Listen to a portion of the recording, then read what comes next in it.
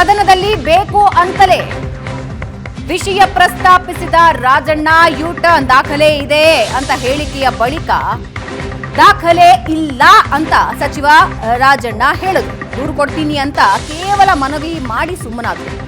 ಅಂದುಕೊಂಡಿದ್ದನ್ನ ಸಾಧಿಸಿದ್ದಕ್ಕೆ ಸಿದ್ದರಾಮಯ್ಯ ಬಣ ಸುಮ್ಮನಾಯ್ತ. Honey trap ಪ್ರಸ್ತಾಪದಿಂದ ಆ ನಾಯಕನ ಬಗ್ಗೆ ನಿರಂತರ ಚರ್ಚೆ ಹುಟ್ಟುಹಾಕಿದ್ರು. ವಿಪಕ್ಷದ ನಾಯಕರು ಹೆಸರನ್ನ ಕೂಡ ಹೇಳಿದ್ರು. ಹನಿ ಟ್ರ್ಯಾಪ್ ಪ್ರಸ್ತಾಪದಿಂದ ಆ ನಾಯಕನನ್ನ ಕಾರ್ನರ್ ಮಾಡೋದ್ರಲ್ಲಿ ಸಫಲವಾಯ್ತಾ ಸಿದ್ದು ಬಣ? ಹನಿ ಟ್ರ್ಯಾಪ್ ಷಡ್ಯಂತ್ರ ಸದನದಲ್ಲಿ ಬೇಕಂತಲೇ ವಿಷಯ ಪ್ರಸ್ತಾಪ ಆಯ್ತಾ? ಯತ್ನಾಳ್ ಆರಂಭಿಸ್ತಾರೆ, ಅದಕ್ಕೆ ರಾಜಣ್ಣ ಹೌದು ಅಂತಾರೆ. ಅದಾದ್ಮೇಲೆ ಒಂದಾದ ಮೇಲೆ ಒಂದು ಆರೋಪಗಳು ಬರುತ್ತೆ. ವಿರೋಧ ಪಕ್ಷ ಮಾತ್ರ ಅಲ್ಲ, ಸ್ವಪಕ್ಷ ನಾಯಕರ ಹನಿ ಟ್ರ್ಯಾಪ್ ಮಾಡಲಾಗಿದೆ. ರಾಜಣ್ಣ ಹೇಳ್ತಾರೆ ಅಂತಹ ಪ್ರಯತ್ನ ಆಗಿದೆ, ಅದರ ಬಗ್ಗೆ ನನ್ನ ಹತ್ರ ದಾಖಲೆಗಳಿವೆ ಅಂತ. ಇದೀಗ ಬರ್ತಾ ಇರೋ ಮಾಹಿತಿ, ಬಿಜೆಪಿಯ ರೆಬಲ್ ನಾಯಕ ಬಸನಗೌಡ ಯತ್ನಾಳ್ ಉಚ್ಚಾಟನೆ. ಬಿಜೆಪಿಯಿಂದ ಯತ್ನಾಳ್ 6 ವರ್ಷಗಳ ಕಾಲ ಉಚ್ಚಾಟನೆ. ಬಿಜೆಪಿ ಶಿಸ್ತು ಸಮಿತಿಯಿಂದ ಯತ್ನಾಳ್ ಉಚ್ಚಾಟನೆಯ ಆದೇಶ ಹೊರಬಿದ್ದಿದೆ. ಏಷ್ಯಾನೆಟ್ ಸುವರ್ಣ ನ್ಯೂಸ್ ಬ್ರೇಕ್ ಮಾಡ್ತಾ ಇದೆ ಈ ಸುದ್ದಿಯನ್ನ. ಏಷ್ಯಾನೆಟ್ ಸುವರ್ಣ ನ್ಯೂಸ್ ಬ್ರೇಕ್ ಮಾಡ್ತಾ ಇರೋ ಅತಿ ದೊಡ್ಡ ಸುದ್ದಿ ಇದು. ಬಸನಗೌಡ ಯತ್ನಾಳ್ ಪಕ್ಷದಿಂದ ಉಚ್ಚಾಟನೆ. ಬಿಜೆಪಿಯ ಶಾಸಕ ಯತ್ನಾಳ್ ಮೇಲಿಂದ ಮೇಲೆ ಟಕ್ಕರ್ ಕೊಡ್ತಾ ಇದ್ದ ಯತ್ನಾಳ್ಗೆ 2 ಬಾರಿ ನೋಟಿಸ್ ಜಾರಿ ಮಾಡಲಾಗಿತ್ತು. ಈಗ ಉಚ್ಚಾಟನೆಯ ನಿರ್ಧಾರ ತೆಗೆದುಕೊಂಡಿದೆ ಹೈಕಮಾಂಡ್. ಸುವರ್ಣ ನ್ಯೂಸ್ ಬ್ರೇಕ್ ಮಾಡ್ತಾ ಇದೆ ಅತಿ ದೊಡ್ಡ ಸ್ಟೋರಿಯನ್ನ. ಬಿಜೆಪಿ ಶಿಸ್ತು ಸಮಿತಿಯಿಂದ ಯತ್ನಾಳ್ ಉಚ್ಚಾಟನೆ ಮಾಡಿ ಆದೇಶ ಹೊರಡಿಸಲಾಗಿದೆ. ಯತ್ನಾಳ್ ಬಣಕ್ಕೆ ಇದೊಂದು ದೊಡ್ಡ ಆಘಾತ. ನಿನ್ನೆ ಯತ್ನಾಳ್ ಬಣದ ಒಬ್ಬ ನಾಯಕನಿಗೆ ಕೂಡ ಶಿಸ್ತು ಸಮಿತಿ ನೋಟಿಸ್ ಕೊಟ್ಟಿತ್ತು, ಉತ್ತರ ಕೊಡಿ 72 ಗಂಟೆಯಲ್ಲಿ ಅಂತ. ಅದಾಗಿ 24 ಗಂಟೆ ಕಳೆದಿಲ್ಲ, ಬಿಜೆಪಿ ಬಸನಗೌಡ ಪಾಟೀಲ್ ಯತ್ನಾಳ್ರನ್ನ 6 ವರ್ಷಗಳ ಕಾಲ ಉಚ್ಚಾಟನೆ ಮಾಡಿದೆ. ಬಿಜೆಪಿಯ ಶಿಸ್ತು ಸಮಿತಿಯಿಂದ ಯತ್ನಾಳ್ ಉಚ್ಚಾಟನೆ. 6 ವರ್ಷದ ಕಾಲ ಬಿಜೆಪಿಯಿಂದ ಉಚ್ಚಾಟಿಸಿ ಬಿಜೆಪಿ ಹೈಕಮಾಂಡ್ ನಿರ್ಧಾರ ತೆಗೆದುಕೊಂಡಿದೆ. ಮೇಲಿಂದ ಮೇಲೆ ಯತ್ನಾಳ್ ರವರಿಗೆ ವಾರ್ನಿಂಗ್ ಗಳನ್ನ ನೀಡಲಾಯಿತು, ಕರೆದು ಮಾತಾಡಿಸಲಾಯಿತು. ಯತ್ನಾಳ್ ಬಣ ಬಗ್ಗಲಿಲ್ಲ. ವಿಜಯೇಂದ್ರರನ್ನ ರಾಜ್ಯಾಧ್ಯಕ್ಷ ಸ್ಥಾನದಿಂದ ಇಳಿಸುವವರೆಗೆ ನಮ್ಮ ಹೋರಾಟ ನಿಲ್ಲಲ್ಲ ಅಂತ ತೊಡೆ ತಟ್ಟಿದ್ರು. ಫೆಬ್ರವರಿ 10ರಂದು ಯತ್ನಾಳ್ಗೆ ನೋಟಿಸ್ ಕೊಟ್ಟಿತ್ತು ಬಿಜೆಪಿ ಹೈಕಮಾಂಡ್. ಪಕ್ಷದ ಶಿಸ್ತನ್ನ ಪದೇ ಪದೇ ಉಲ್ಲಂಘಿಸ್ತಾ ಇದ್ದಿದ್ದಕ್ಕೆ ಯತ್ನಾಳ್ ಉಚ್ಚಾಟನೆ. 2 ಬಾರಿ ನೋಟಿಸ್ಗಳನ್ನ ಕೊಡಲಾಗಿತ್ತು. 6 ಪುಟದ ಉತ್ತರವನ್ನ ಕೂಡ ಯತ್ನಾಳ್ ಶಿಸ್ತು ಸಮಿತಿಗೆ ನೀಡಿದ್ರು. ತಮ್ಮ ಅಹವಾಲೇನು, ತಮ್ಮ ಅಳಲೇನು ಅದರಲ್ಲಿ ಹೇಳ್ಕೊಂಡಿದ್ರು. ಆದ್ರೆ ಹೇಳಿಕೆಗಳು ನಿಂತಿರಲಿಲ್ಲ. ಯತ್ನಾಳ್ ಬಣದಿಂದ, ಯತ್ನಾಳ್ ಅವರಿಂದ ಹೇಳಿಕೆಗಳು ನಿಂತಿರಲಿಲ್ಲ. ಮತ್ತೊಂದು ಕಡೆ ವಿಜೇಂದ್ರ ಬಣದಿಂದಲೂ ಕೂಡ ಹೇಳಿಕೆಗಳು ನಿಂತಿರಲಿಲ್ಲ. ಈಗ ವಿಜೇಂದ್ರ ಬಣದ 2 ನಾಯಕರಿಗೆ ನೋಟಿಸ್ ಸರ್ವ್ ಆಗಿದೆ. ಅದಾಗಿ 24 ಗಂಟೆಗಳಲ್ಲಿ ಯತ್ನಾಳ್ ಉಚ್ಚಾಟನೆಯ ನಿರ್ಧಾರವನ್ನ ಶಿಸ್ತು ಸಮಿತಿ ತೆಗೆದುಕೊಂಡಿದೆ. ಅಂದ್ರೆ ಬಿಜೆಪಿ ಹೈಕಮಾಂಡ್ ಅಂತಿಮವಾಗಿ ನಿರ್ಧಾರ ತೆಗೆದುಕೊಂಡಿದೆ. ಬಿಜೆಪಿಯ ಬಣ ಬಡಿದಾಟದಲ್ಲಿ ಶಾಸಕ ಬಸನಗೌಡ ಪಾಟೀಲ್ ಯತ್ನಾಳ್ ಉಚ್ಚಾಟನೆಯಾಗಿದ್ದಾರೆ. 6 ವರ್ಷದ ಕಾಲ ಬಿಜೆಪಿಯಿಂದ ಉಚ್ಚಾಟಿಸಿ ಶಿಸ್ತು ಸಮಿತಿ ನಿರ್ಧಾರ ತೆಗೆದುಕೊಂಡಿದೆ. ಇದು ಅತಿ ದೊಡ್ಡ ಬ್ರೇಕಿಂಗ್ ನ್ಯೂಸ್. ಸುವರ್ಣ ನ್ಯೂಸ್ ಬ್ರೇಕ್ ಮಾಡಿದ ಸುದ್ದಿ ಇದು. ಕ್ಷಣ ಕ್ಷಣದ ಅಪ್ಡೇಟ್ಸ್ ಅನ್ನ ನಾವು ನಿಮಗೆ ನೀಡ್ತಾ ಇದ್ವಿ. ಯತ್ನಾಳ್ ಮತ್ತು ವಿಜೇಂದ್ರ ಬಣ ನಡುವೆ ನಡೀತಾ ಇರುವ ಪ್ರತಿ ಕ್ಷಣದ ಮಾಹಿತಿ ನಾವು ನೀಡ್ತಾ ಇದ್ವಿ. ಹಾಗೆ ಉಚ್ಚಾಟನೆಯ ಸ್ಟೋರಿಯನ್ನ ಮೊದಲು ಏಷ್ಯಾನೆಟ್ ಸುವರ್ಣ ನ್ಯೂಸ್ ಬ್ರೇಕ್ ಮಾಡಿದೆ. ಬಿಜೆಪಿಯಿಂದ ಯತ್ನಾಳ್ 6 ವರ್ಷ ಉಚ್ಚಾಟನೆಯಾಗಿದ್ದಾರೆ. ಬಿಜೆಪಿಯಿಂದ ಯತ್ನಾಳ್ ಹೊರ ಹೋಗ್ತಾ ಇರೋದು ಇದು 2ನೇ ಬಾರಿ. ಇದು 2ನೇ ಬಾರಿ. ಈ ಬಾರಿ ಶತಾಯಗತಾಯ ನಾವು ಬಗ್ಗೋದಿಲ್ಲ ಅಂತ ಯತ್ನಾಳ್ ಬಣ ನಿಂತಿತ್ತು. ಯತ್ನಾಳ್ ಬಣದ ಮತ್ತೊಬ್ಬರಿಗೆ ನೋಟಿಸ್ ಈಗಾಗಲೇ ಸರ್ವ್ ಆಗಿದೆ. ಹರೀಶ್ ಅವರಿಗೆ ನೋಟಿಸ್ ಸರ್ವ್ ಆಗಿದೆ. ಸಿದ್ದೇಶ್ವರ್ ಆಪ್ತರು 72 ಗಂಟೆಯಲ್ಲಿ ಉತ್ತರ ಕೊಡಿ ಅಂತ. ಕಟ್ಟಾ ಸುಬ್ರಹ್ಮಣ್ಯ ನಾಯ್ಡು, ರೇಣುಕಾಚಾರ್ಯ ವಿಜೇಂದ್ರ ಬಣದಿಂದ ಇಬ್ಬರಿಗೆ ನೋಟಿಸ್. ಇದರ ಮಧ್ಯದಲ್ಲಿ ಬಿಜೆಪಿಯಿಂದ 6 ವರ್ಷದ ಕಾಲ ಯತ್ನಾಳ್ ಉಚ್ಚಾಟನೆ.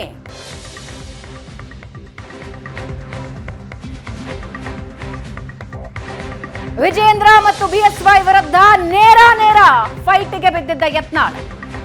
ಈ ಬಗ್ಗೆ ಇನ್ನಷ್ಟು ಡೀಟೇಲ್ಸ್ ಕೊಡ್ತಾರೆ ನಮ್ಮ ಪ್ರತಿನಿಧಿ ಪ್ರಶಾಂತ್ ನಾತು ನಮ್ಮೊಂದಿಗೆ ಸಂಪರ್ಕದಲ್ಲಿದೆ. ಪ್ರಶಾಂತ್, ಯತ್ನಾಳ್ ಬಣಕ್ಕೆ ಅತಿ ದೊಡ್ಡ ಶಾಕ್. ನಾವು ಈ ಹಿಂದೆ ಮಾತನಾಡ್ತಾ ಇದ್ದಾಗ ವಿಜೇಂದ್ರ ಬಣಕ್ಕೆ ಇಬ್ಬರಿಗೆ ನೋಟಿಸ್ ಕೊಟ್ಟಿದ್ದಾರೆ, ಯತ್ನಾಳ್ ಬಣಕ್ಕೆ ಒಂದು ನೋಟಿಸ್ ಅಂತ ಮಾತಾಡ್ತಾ ಇದ್ವಿ. ಆದ್ರೆ ಅದಾಗಿ 24 ಗಂಟೆ ಕಳೆದಿಲ್ಲ, ಯತ್ನಾಳ್ರನ್ನ ಉಚ್ಚಾಟಿಸಲಾಗಿದೆ. ಇಡೀ ಬಿಜೆಪಿಯ ಬಣ ರಾಜಕಾರಣದಲ್ಲಿ ಬಿಜೆಪಿ ಹೈಕಮಾಂಡ್ ತೆಗೆದುಕೊಂಡಿರ್ತಕ್ಕಂಥ ಅತಿ ದೊಡ್ಡ ನಿರ್ಣಯ ಇದು. ಯಾಕಂದರೆ ಬಸನಗೌಡ ಪಾಟೀಲ್ ಯತ್ನಾಳ್ರಿಗೆ 2 ಬಾರಿ ಬಿಜೆಪಿ ಹೈಕಮಾಂಡ್ ನೋಟಿಸ್ ಕೊಟ್ಟಿತ್ತು. ಫೆಬ್ರವರಿ 10ರ ನೋಟಿಸ್ನಲ್ಲಿ 72 ಗಂಟೆಗಳ ಕಾಲಾವಕಾಶವನ್ನು ನೀಡಿ ನೀವು ಉತ್ತರ ನೀಡದೆ ಹೋದರೆ ನಾವು ನಿರ್ಣಯ ತೆಗೆದುಕೊಳ್ಳಲಿಕ್ಕೆ ಸಮರ್ಥರಿದ್ದೀವಿ ಅನ್ನೋದನ್ನು ಓಂ ಪಾಠಕ್ ಸ್ಪಷ್ಟಪಡಿಸಿದರು.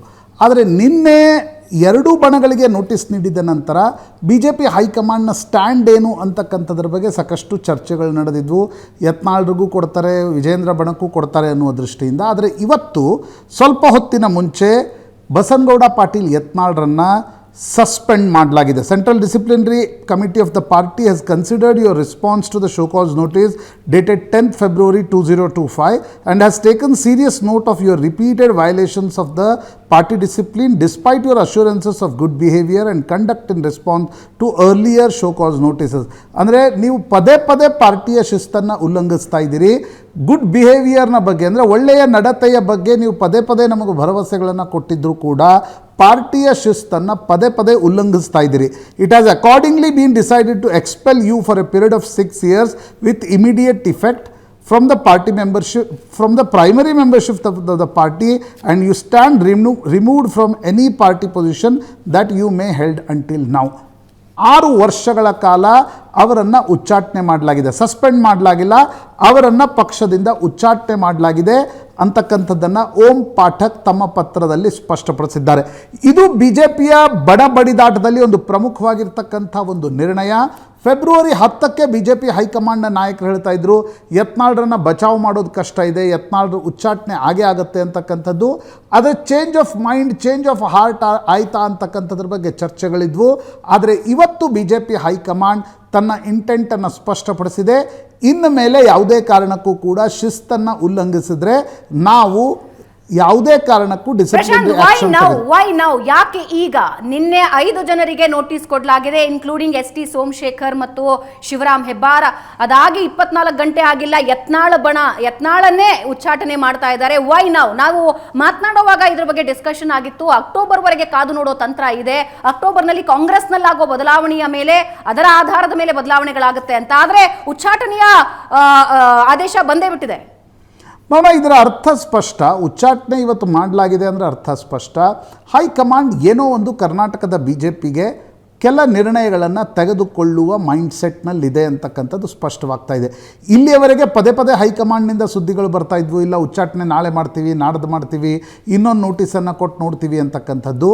ಆದರೆ ಯತ್ನಾಳ್ರ ಉಚ್ಚಾಟನೆಯ ನಿರ್ಣಯ ಇವತ್ತೇನು ಹೈಕಮಾಂಡ್ ತೆಗೆದುಕೊಂಡಿದೆ ಅದರ ಅರ್ಥ ಕರ್ನಾಟಕದ ಬಿ ಜೆ ಪಿಯ ಮನೆಯನ್ನು ಸೆಟ್ ಇನ್ ಆರ್ಡರ್ ಮಾಡಲಿಕ್ಕೆ ಬಿಜೆಪಿಯ ಹೈಕಮಾಂಡ್ ಹೊರಟಿದೆ.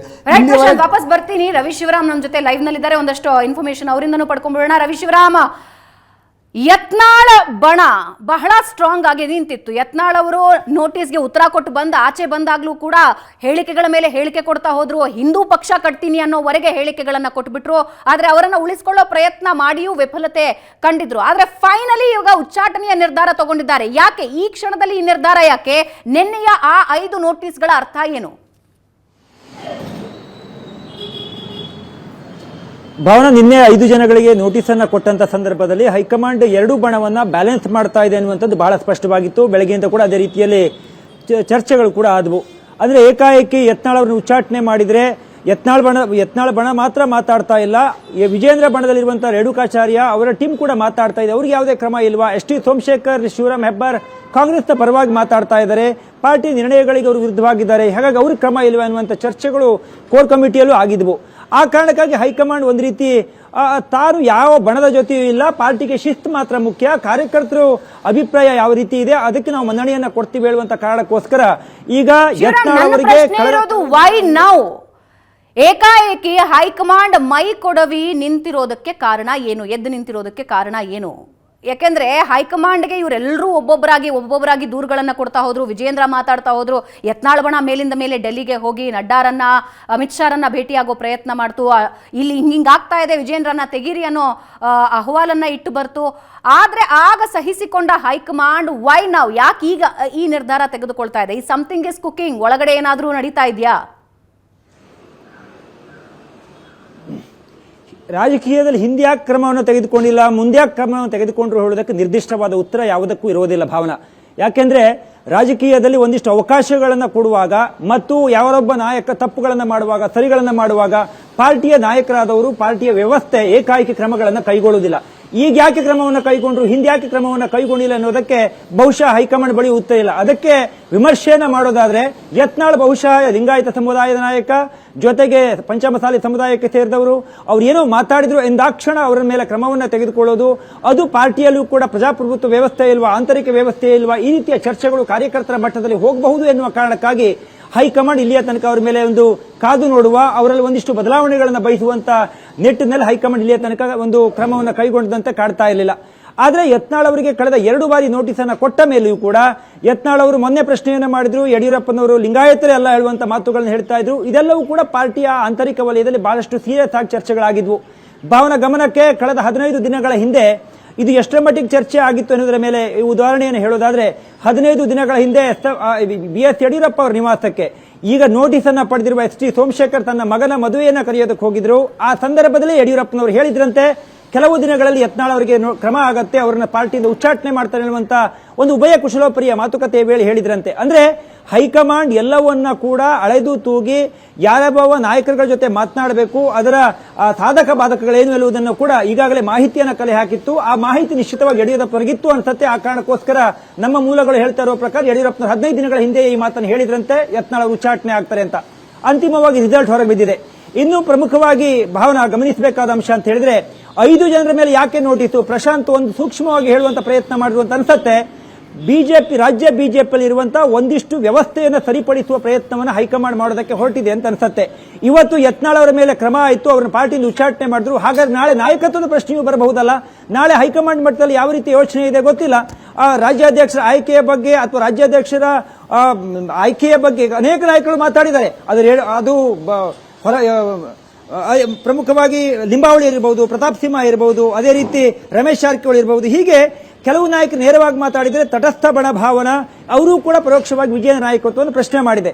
ಹೀಗಾಗಿ ಆ ನಾಯಕತ್ವವನ್ನು ಪ್ರಶ್ನೆ ಮಾಡಿದ ಎಲ್ಲರಿಗೂ ಕೂಡ ನೋಟಿಸ್ ಅನ್ನು ಕೊಡಬಹುದು. ಯತ್ನಾಳ್ ಅವರಿಗೆ ಒಂದು ನೋಟಿಸ್ ಅನ್ನು ಕೊಟ್ಟು ಅವರು ಬಾಯಿ ಮುಚ್ಚಿಸಿದ್ರೆ ಉಳಿದವರು ಬಾಯಿ ಮುಚ್ಚಿಕೊಂಡು ಸುಮ್ಮನೆ ಇರ್ತಾರೆ, ಅದನ್ನು ಕೇಳ್ತಾರೆ ಎನ್ನುವಂತ ಭಾವನೆ ಹೈಕಮಾಂಡ್ಗೆ ಮೂಡಿರಬಹುದು. ಆ ಕಾರಣಕ್ಕೋಸ್ಕರ ಯತ್ನಾಳ್ ಅವರನ್ನು ಉಚ್ಚಾಟನೆ ಮಾಡಿದೆ. ಆದರೆ ಈಗ ಯತ್ನಾಳ್ ಅವರನ್ನು ಉಚ್ಚಾಟನೆ ಮಾಡಿದಾಕ್ಷಣ ಉಳಿದ ನಾಯಕರುಗಳು ಸುಮ್ಮನೆ ಆಗ್ತಾರೆ ಎನ್ನುವುದರ ಮೇಲೆ ಬಿಜೆಪಿಯ ಮುಂದಿನ ಬೆಳವಣಿಗೆಗಳು ಬಹಳ ಜೊತೆಗೆ ಯತ್ನಾಳ್ ಉಚ್ಚಾಟನೆ ಮಾಡಿ ರಾಜ್ಯ ಬಿಜೆಪಿಯಲ್ಲಿ ಏನಾದರೂ ಮಹತ್ವದ ಈಗ ಯತ್ನಾಳ್ ರವರನ್ನ ಉಚ್ಚಾಟನೆ ಮಾಡಿದ ನಂತರ ಯತ್ನಾಳ್ ಬಣ ಏನು ಮಾಡುತ್ತೆ? ವಾಟ್ ಆರ್ ದ ಆಪ್ಷನ್ಸ್ ಏನಿದೆ ಅವ್ರ ಹತ್ರ?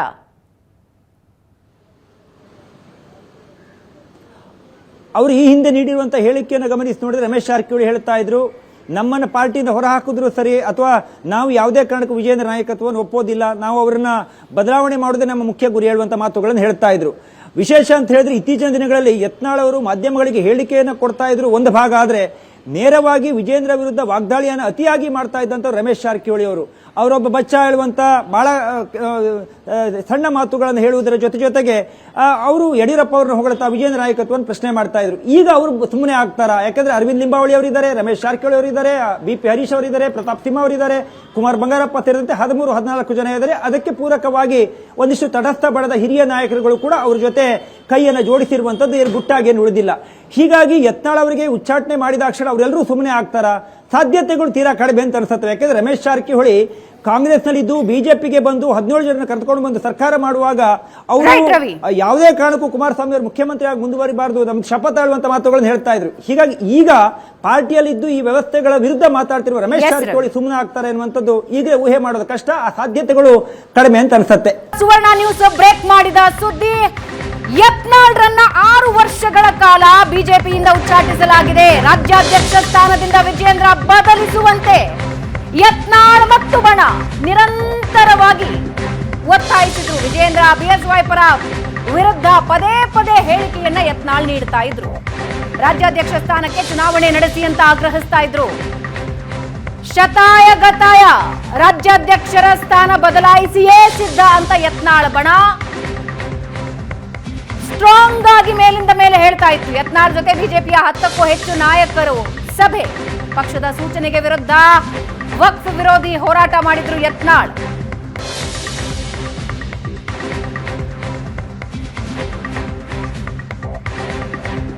ರಾಜ್ಯಾಧ್ಯಕ್ಷ ಸ್ಥಾನದಿಂದ ಯತ್ನಾಳ್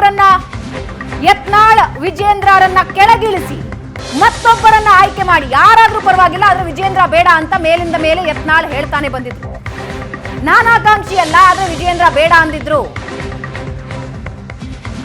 ನೇರ ವಾಗ್ದಾಳಿ, ಬಿಎಸ್ವೈ ಮತ್ತು ವಿಜೇಂದ್ರರನ್ನ ಟಾರ್ಗೆಟ್ ಮಾಡಿ ನೇರ ವಾಗ್ದಾಳಿಯನ್ನ ನಡೆಸಿದ್ರು. ಅದಕ್ಕೆ ವಿರುದ್ಧವಾಗಿ ವಿಜೇಂದ್ರ ಬಣ ಕೂಡ ವಾಗ್ದಾಳಿಯನ್ನ ಮುಂದುವರೆಸಿತ್ತು. ಆದ್ರೆ ಅಂತಿಮವಾಗಿ ಈಗ ಯತ್ನಾಳ್ರನ್ನ ಉಚ್ಚಾಟನೆ ಮಾಡಿದ್ದಾರೆ 6 ವರ್ಷಕ್ಕೆ. ರಾಜ್ಯಾಧ್ಯಕ್ಷ ಸ್ಥಾನಕ್ಕೆ ಚುನಾವಣೆ ನಡೆಸಿ ವಿಜೇಂದ್ರ ಬೇಡವೇ ಬೇಡ ಅಂತ ಹಠಕ್ಕೆ ಬಿದ್ದಿದ್ರು ಯತ್ನಾಳ ಬಣ ನಿರಂತರವಾಗಿ ಸಭೆಗಳನ್ನ, ಸಮಾರಂಭಗಳನ್ನ, ಮೀಟಿಂಗ್ಗಳನ್ನ ನಡೆಸ್ತಾ ಇತ್ತು. ವಿಜೇಂದ್ರ ಬಣ ಮತ್ತು ವಿಜೇಂದ್ರ ಬಣದ ನಾಯಕರು ಮತ್ತೊಂದು ಹಾದಿಯಲ್ಲಿ ಸಾಗ್ತಾ ಇದ್ರು. ಆರಂಭದ ದಿನಗಳಲ್ಲಿ ವಿಜೇಂದ್ರ ಇದನ್ನ ಸರಿ ಮಾಡೋ ಪ್ರಯತ್ನವನ್ನ ಪಟ್ಟಿದ್ರು. ಕೆಲವು ನಾಯಕರನ್ನ ಯತ್ನಾಳ್ ಮನೆಗೆ ಕಳಿಸಿದಾಗ ನಾನು ಸುತಾರಾಮ್ ಮಾತಾಡೋದಿಲ್ಲ, ನನ್ನ ಮನೆಗೆ ಬರುವ ಅವಶ್ಯಕತೆ ಇಲ್ಲ ಅಂತ ಯತ್ನಾಳ್ ಹೇಳಿ ಕಳಿಸಿದ್ರು. ಅಲ್ಲಿಂದ ಫೈಟ್ ಆರಂಭ. ಆದ್ರೆ ಹಿಂದಿನಿಂದಲೂ ಫೈಟ್ ಆರಂಭ ಆಗಿತ್ತು. ಆದ್ರೆ ಅದಕ್ಕೆ ತುಪ್ಪ ಸುರಿದಿದ್ದು ವಿಜೇಂದ್ರ ಬರ್ತೀನಿ ಅಂದಾಗ ಯತ್ನಾಳ್ ಬೇಡ ಅಂದಿತ್ತು. ದೆಹಲಿಯಲ್ಲೇ ಯತ್ನಾಳಿದ್ದಾರೆ. ಬಿಜೆಪಿಯಿಂದ ಉಚ್ಚಾಟನೆಯ ಶಾಕ್ ಅವರಿಗೆ ದೆಹಲಿಯಲ್ಲೇ ಸಿಕ್ಕಿದೆ. ಸಕ್ಕರೆ ಫ್ಯಾಕ್ಟರಿ ಉದ್ಘಾಟನೆಗೆ ನಾಯಕರನ್ನ ಆಹ್ವಾನಿಸೋದಕ್ಕೆ ಯತ್ನಾಳ್ ಹೋಗಿದ್ದಾರೆ ದೆಹಲಿಗೆ. ಯತ್ನಾಳ್ ದೆಹಲಿಯಲ್ಲಿ ಇರೋವಾಗಲೇ ಉಚ್ಚಾಟನೆ ಆದೇಶ ಹೊರಬಿದ್ದಿದೆ. ಬಿಜೆಪಿಯ ಅತಿ ದೊಡ್ಡ ಮಹಾ ಎಕ್ಸ್ಕ್ಲೂಸಿವ್ ನ್ಯೂಸ್ ಅನ್ನ ಏಷ್ಯಾನೆಟ್ ಸುವರ್ಣ ನ್ಯೂಸ್ ಬ್ರೇಕ್ ಮಾಡಿದೆ. ನಿನ್ನೆ ಸಂಜೆ ಬೆಂಗಳೂರಿನಿಂದ ದೆಹಲಿಗೆ ವಿಜೇಂದ್ರ ಹೋಗಿದ್ದಾರೆ. ತನ್ನ ಆಪ್ತರಿಗೆ ನೋಟಿಸ್ ಕೊಟ್ಟ ಬೆನ್ನಲ್ಲೇ ವಿಜೇಂದ್ರ ದೆಹಲಿ ನಾಯಕರನ್ನ ಭೇಟಿಯಾಗೋದಕ್ಕೆ ಹೋಗಿದ್ದಾರೆ. ಮತ್ತೊಂದು ಕಡೆ ತನ್ನ ಫ್ಯಾಕ್ಟರಿ ಉದ್ಘಾಟನೆಗೆ ನಾಯಕರನ್ನ ಇನ್ವೈಟ್ ಮಾಡೋದಕ್ಕೆ ಅಂತ ಯತ್ನಾಳ್ ಕೂಡ ದೆಹಲಿಯಲ್ಲೇ ಇದ್ದಾರೆ. ಸಕ್ಕರೆ ಫ್ಯಾಕ್ಟರಿ ಉದ್ಘಾಟನೆಗೆ ನಾಯಕರನ್ನ ಆಹ್ವಾನಿಸೋದಕ್ಕೆ ಯತ್ನಾಳ್ ದೆಹಲಿಯಲ್ಲೇ ಇದ್ದಾರೆ. ದೆಹಲಿಯಲ್ಲಿ ಇರೋವಾಗಲೇ ಉಚ್ಚಾಟನೆಯ ಆದೇಶ ಈಗ ಹೊರಬಿದ್ದಿದೆ. ಯತ್ನಾಳ್ ಅವರಿಗೆ ಈ ಹಿಂದೆ 2 ಬಾರಿ ನೋಟಿಸ್ಗಳನ್ನ ನೀಡಲಾಗಿತ್ತು. 6 ಪುಟಗಳ ಒಂದು ಉತ್ತರನ ಕೂಡ ಯತ್ನಾಳ್ ನೀಡಿದ್ರು. ಆದ್ರೆ ಅವರ ವಾಗ್ದಾಳಿಗಳು ನಿಂತಿರಲಿಲ್ಲ. ಕೊನೆವರೆಗೂ ನೋಡ್ತೀವಿ, ಒಂದು ವೇಳೆ ಹೈಕಮಾಂಡ್ ನಿರ್ಧಾರಕ್ಕೆ ಬರಲಿಲ್ಲ ಅಂದ್ರೆ ನಾವೇ ಪಕ್ಷ ಕಟ್ತೀವಿ, ಹಿಂದುತ್ವದ ಪಕ್ಷ ಕಟ್ತೀವಿ ಅಂತೆಲ್ಲ ಯತ್ನಾಳ್ ಅವರಿಂದ ಮೇಲಿಂದ ಮೇಲೆ ಹೇಳಿಕೆಗಳು. ಎಲ್ಲಿಯವರೆಗೆ ಅಂದ್ರೆ ಬಿಎಸ್ವೈ ಲಿಂಗಾಯತರೇ ಅಲ್ಲ ಅನ್ನೋ ಹೇಳಿಕೆಯನ್ನ ಯತ್ನಾಳ್ ನೀಡಿರ್ತಾರೆ. ಮತ್ತೊಂದು ಕಡೆ ರೇಣುಕಾಚಾರ್ಯ ಇದಕ್ಕೆ ತಿರುಗೇಟನ್ನ ಕೊಡೋದಕ್ಕೆ ಸಮಾವೇಶಗಳನ್ನ, ಚರ್ಚೆಗಳನ್ನ ನಿರಂತರವಾಗಿ ಮಾಡ್ತಿರ್ತಾರೆ. ಇದೇ ರೇಣುಕಾಚಾರ್ಯ ಮತ್ತು ಕಟ್ಟಾ ಸುಬ್ರಹ್ಮಣ್ಯ ನಾಯ್ಡು ಅವರಿಗೆ ನೋಟಿಸ್ ಅನ್ನ ನಿನ್ನೆ ಸರ್ವ್ ಮಾಡಲಾಗಿದೆ. 72 ಗಂಟೆಯಲ್ಲಿ ನೀವು ಉತ್ತರ ಕೊಡಿ ಅಂತ. ಹಾಗೆ ಯತ್ನಾಳ್ ಬಣದ ಹರೀಶ್ ಅವರಿಗೂ ಕೂಡ ನೋಟಿಸ್ ನೀಡಲಾಗಿದೆ. ಇದರ ಜೊತೆಗೆ ಬಿಜೆಪಿಯ ಶಾಸಕರಾಗಿ ಕಾಂಗ್ರೆಸ್ನೊಂದಿಗೆ ಗುರುತಿಸಿಕೊಳ್ತಾ ಇರೋ ಎಸ್.ಟಿ. ಸೋಮಶೇಖರ್ ಹೆಬ್ಬಾರ್ಗೂ ಕೂಡ ನೋಟಿಸ್ ಕೊಟ್ಟಿದ್ದಾರೆ. ಆದ್ರೆ ಅತಿ ದೊಡ್ಡ ನಿರ್ಧಾರ ತೆಗೆದುಕೊಂಡಿದೆ ಯತ್ನಾಳ್ರನ್ನ ಉಚ್ಚಾಟನೆ ಮಾಡೋದಕ್ಕೆ.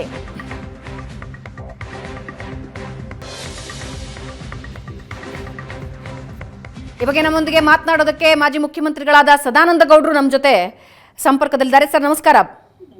ನಮಸ್ಕಾರ. ಯತ್ನಾಳ್ರನ್ನ ಉಚ್ಚಾಟನೆ ಮಾಡಿ 6 ವರ್ಷಗಳ ಉಚ್ಚಾಟನೆ ಮಾಡಿ ಬಿಜೆಪಿ ಶಿಸ್ತು ಸಮಿತಿ ನಿರ್ಧಾರ ತಗೊಂಡಿದೆ ಸರ್. ಈ ಎರಡೂ ಬಣಗಳ ನಡುವಿನ ಈ ಗದ್ದಲ ಕೋಲಾಹಲ ಸರಿ ಮಾಡೋದಕ್ಕೆ ನೀವೆಲ್ಲರೂ ಕೂಡ ತುಂಬಾ ಸಲ ಪ್ರಯತ್ನ ಪಟ್ಟಿದ್ರಿ. ಅಂತಿಮವಾಗಿ ಈಗ ಶಿಸ್ತು ಸಮಿತಿ ಒಂದು ನಿರ್ಧಾರ ತಗೊಂಡಿದೆ. ಏನಾಗ್ತಾ ಇದೆ ಸರ್? ಸರ್, ನನಗೆ ಮೇಡಮ್ ಅನ್ನಿಸ್ತಾ ಇರುವಂತದ್ದು, ವಿಶೇಷವಾಗಿ ನಮ್ಮ ಪಕ್ಷ, ಅದು ಬಿಜೆಪಿ ಇರ್ಬೋದು, ನಮ್ಮ ಹಿಂದಿನ ಜನಸಂಘ ಇರ್ಬೋದು, ನಮ್ಮ ಸಂಘಟನೆ ಬೆಳೆದಿರೋದೇ ಶಿಸ್ತಿನ ಆಧಾರದಲ್ಲಿ. ಶಿಸ್ತು ಉಲ್ಲಂಘನೆ ಮಾಡಿದವರಲ್ಲಿ ಯಾರ ಜೊತೆನೂ ಇಷ್ಟ ತನಕ ಕಾಂಪ್ರಮೈಸ್ ಮಾಡಿಲ್ಲ.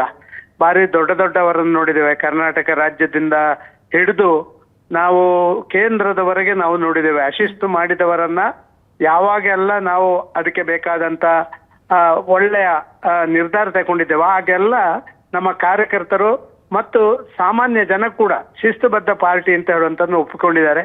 ಇತ್ತೀಚಿನ ದಿನಗಳಲ್ಲಿ ಕರ್ನಾಟಕದಲ್ಲಿ ಸ್ವಲ್ಪ ವ್ಯತ್ಯಾಸಗಳಾಗಿತ್ತು. ಪ್ರಾಯಶಃ ಈ ರೀತಿಯ ನಿರ್ಧಾರಗಳು ಪಕ್ಷದ ಕಾರ್ಯಕರ್ತನ ಮನೋಬಲವನ್ನು ಹೆಚ್ಚಿಸ್ತದೆ ಅಂತ ನಾನು ಭಾವಿಸ್ತಾ ಇದ್ದೀನಿ. ಅಲ್ಲ ಸರ್, ಇಬ್ಬರ ಮಧ್ಯೆ ಎಲ್ಲ ಸರಿ ಮಾಡೋ ಪ್ರಯತ್ನವನ್ನ ನೀವು ಸೇರಿದಂತೆ ಇತರ ನಾಯಕರು ಮಾಡಿದ್ರು. ಯಾಕೆ ಹೊಂದಾಣಿಕೆ ಆಗ್ಲಿಲ್ಲ ಕೊನೆಗೆ?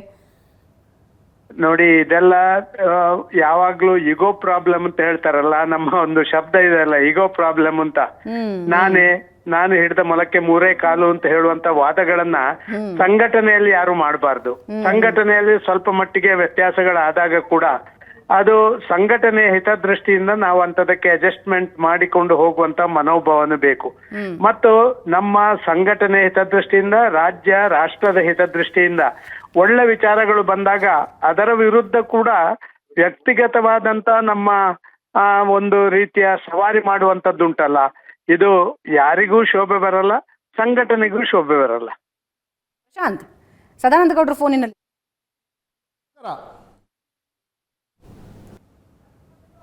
ಎಸ್ ಪ್ರಶಾಂತ್, ನನ್ನ ಧ್ವನಿ ಕೇಳ್ತಾ ಇದೆಯಾ? ಹೇಳಿ. ಎಸ್, ಸದಾನಂದ ಗೌಡ್ರು ಇದ್ದಾರೆ. Prashant, over to you. ನೋಡ್ರಿ, ಈಗ ಯಾಕೆ ಈ ನಿರ್ಣಯವನ್ನ ತೆಗೆದುಕೊಳ್ಳಾಯ್ತು? 1 ತಿಂಗಳ ಕಾಲ ನೋಟಿಸನ್ನು ಕೊಟ್ಟು ಹೈಕಮಾಂಡ್ ಸುಮ್ಮನಾಗಿತ್ತು. ಕಳೆದ 1 ವಾರ 10 ದಿನದಲ್ಲೇನು ಯತ್ನಾಳ್ರು ಭಾಳ ಅಥವಾ ಸದನದಲ್ಲೂ ಕೂಡ BJP ಬಗ್ಗೆ ಏನೂ ಮಾತನಾಡಿರಲಿಲ್ಲ. ಎಲ್ಲೋ ಒಂದು ಕಡೆ ಏನೋ ಸಮಜಾಯಿಷಿ ಮಾಡ್ತಕ್ಕಂಥ ಪ್ರಯತ್ನ ನಡೀತಾ ಇದೆ ಅನ್ನುವಾಗ ಏಕಾಏಕಿ ಹೈಕಮಾಂಡ್ ಈ ನಿರ್ಣಯವನ್ನು ತೆಗೆದುಕೊಳ್ಳಿಕ್ಕೆ ಕಾರಣ ಏನು ಅಂತ ಅನ್ಸುತ್ತೆ? ಸರ್, ನನಗೆ ಅನಿಸ್ತಾ ಇರುವಂತದ್ದು, ಹಲೋ ಹೇಳಿ ಸರ್. ಹೇಳಿ ಸರ್. ಪ್ರಶಾಂತ್, ನನಗೆ ಅನ್ನಿಸ್ತಾ ಇರುವಂತದ್ದು, ಸ್ವಲ್ಪ ದಿವಸಗಳ ಹಿಂದೆ ಈ ತೀರ್ಮಾನ ಮಾಡಬೇಕಾಗಿತ್ತು. ಆದ್ರೆ ಬೇರೆ ಬೇರೆ ರಾಜ್ಯದ ಚುನಾವಣೆಗಳು ಮತ್ತೊಂದು ಇದೆಲ್ಲ ಇದ್ದ ಕಾರಣ ಆ ರೀತಿಯ ಒಂದು ಡಿಸಿಷನ್ ತಗೊಳ್ಳಿಕ್ಕೆ ಆ ಸಂದರ್ಭದಲ್ಲಿ ಆಗದಿದ್ದಿರ್ಬೋದು. ಆದ್ರೆ ಇವತ್ತು ಅಳೆದು ತೂಗಿ ಇವತ್ತು ಕೈಮೀರಿ ಹೋಗುವಂತ ಈ ಸಂದರ್ಭಗಳಲ್ಲಿ ಏನು ಹಿಂದಿನಿಂದ ಪಕ್ಷ, ಶಿಸ್ತಿನ ಪಕ್ಷ ಅಂತ ಹೇಳುವಂತ ಪಕ್ಷದ ಆ ಒಂದು ವಿಚಾರಕ್ಕೆ ಒತ್ತು ಕೊಡಬೇಕು ಅಂತ ನಮ್ಮ ಕೇಂದ್ರದ ವರಿಷ್ಠರು ತಗೊಂಡಂತ ಅತ್ಯಂತ ಸೂಕ್ತ ನಿರ್ಧಾರ ಇದು ಅಂತ ನಾನು ಭಾವಿಸ್ತಾ ಇದ್ದೀನಿ. ಸರ್, ನೀವು BJPಯ ಅನೇಕ ಒಳ ಜಗಳಗಳನ್ನು ಹತ್ತಿರದಿಂದ ನೋಡಿದಿರಿ. You are also part of ಒಳ ಜಗಳಗಳು. ನೀವೇ ಅಧ್ಯಕ್ಷರಾಗಿದ್ರಿ. ಅನಂತಕುಮಾರ್ ಯಡಿಯೂರಪ್ಪನವ್ರಿಗೂ ಜಗಳ ನಡೀತಾ ಇತ್ತು. ಹೌದು. ಈ ಯತ್ನಾಳ್ರನ್ನ ಕಂಟ್ರೋಲ್ ಮಾಡ್ಲಿಕ್ಕೆ ಸಾಧ್ಯ ಇರಲಿಲ್ವಾ? ನನಗನ್ಸುತ್ತೆ ಫಸ್ಟ್ ಟೈಮ್ ನೀವೇ ಅವರನ್ನು ಸಸ್ಪೆಂಡ್ ಮಾಡಿದ್ರಿ, ನಂತರ ಅವ್ರು JDSಗೆ ಹೋದರು, ಪಕ್ಷೇತರರಾಗಿ ಗೆದ್ದು ಬಂದರು, ನಂತರ BJPಗೆ ಬಂದರು. ಯತ್ನಾಳ್ರನ್ನ ಕಂಟ್ರೋಲ್ ಮಾಡೋದು ಕಷ್ಟನಾ?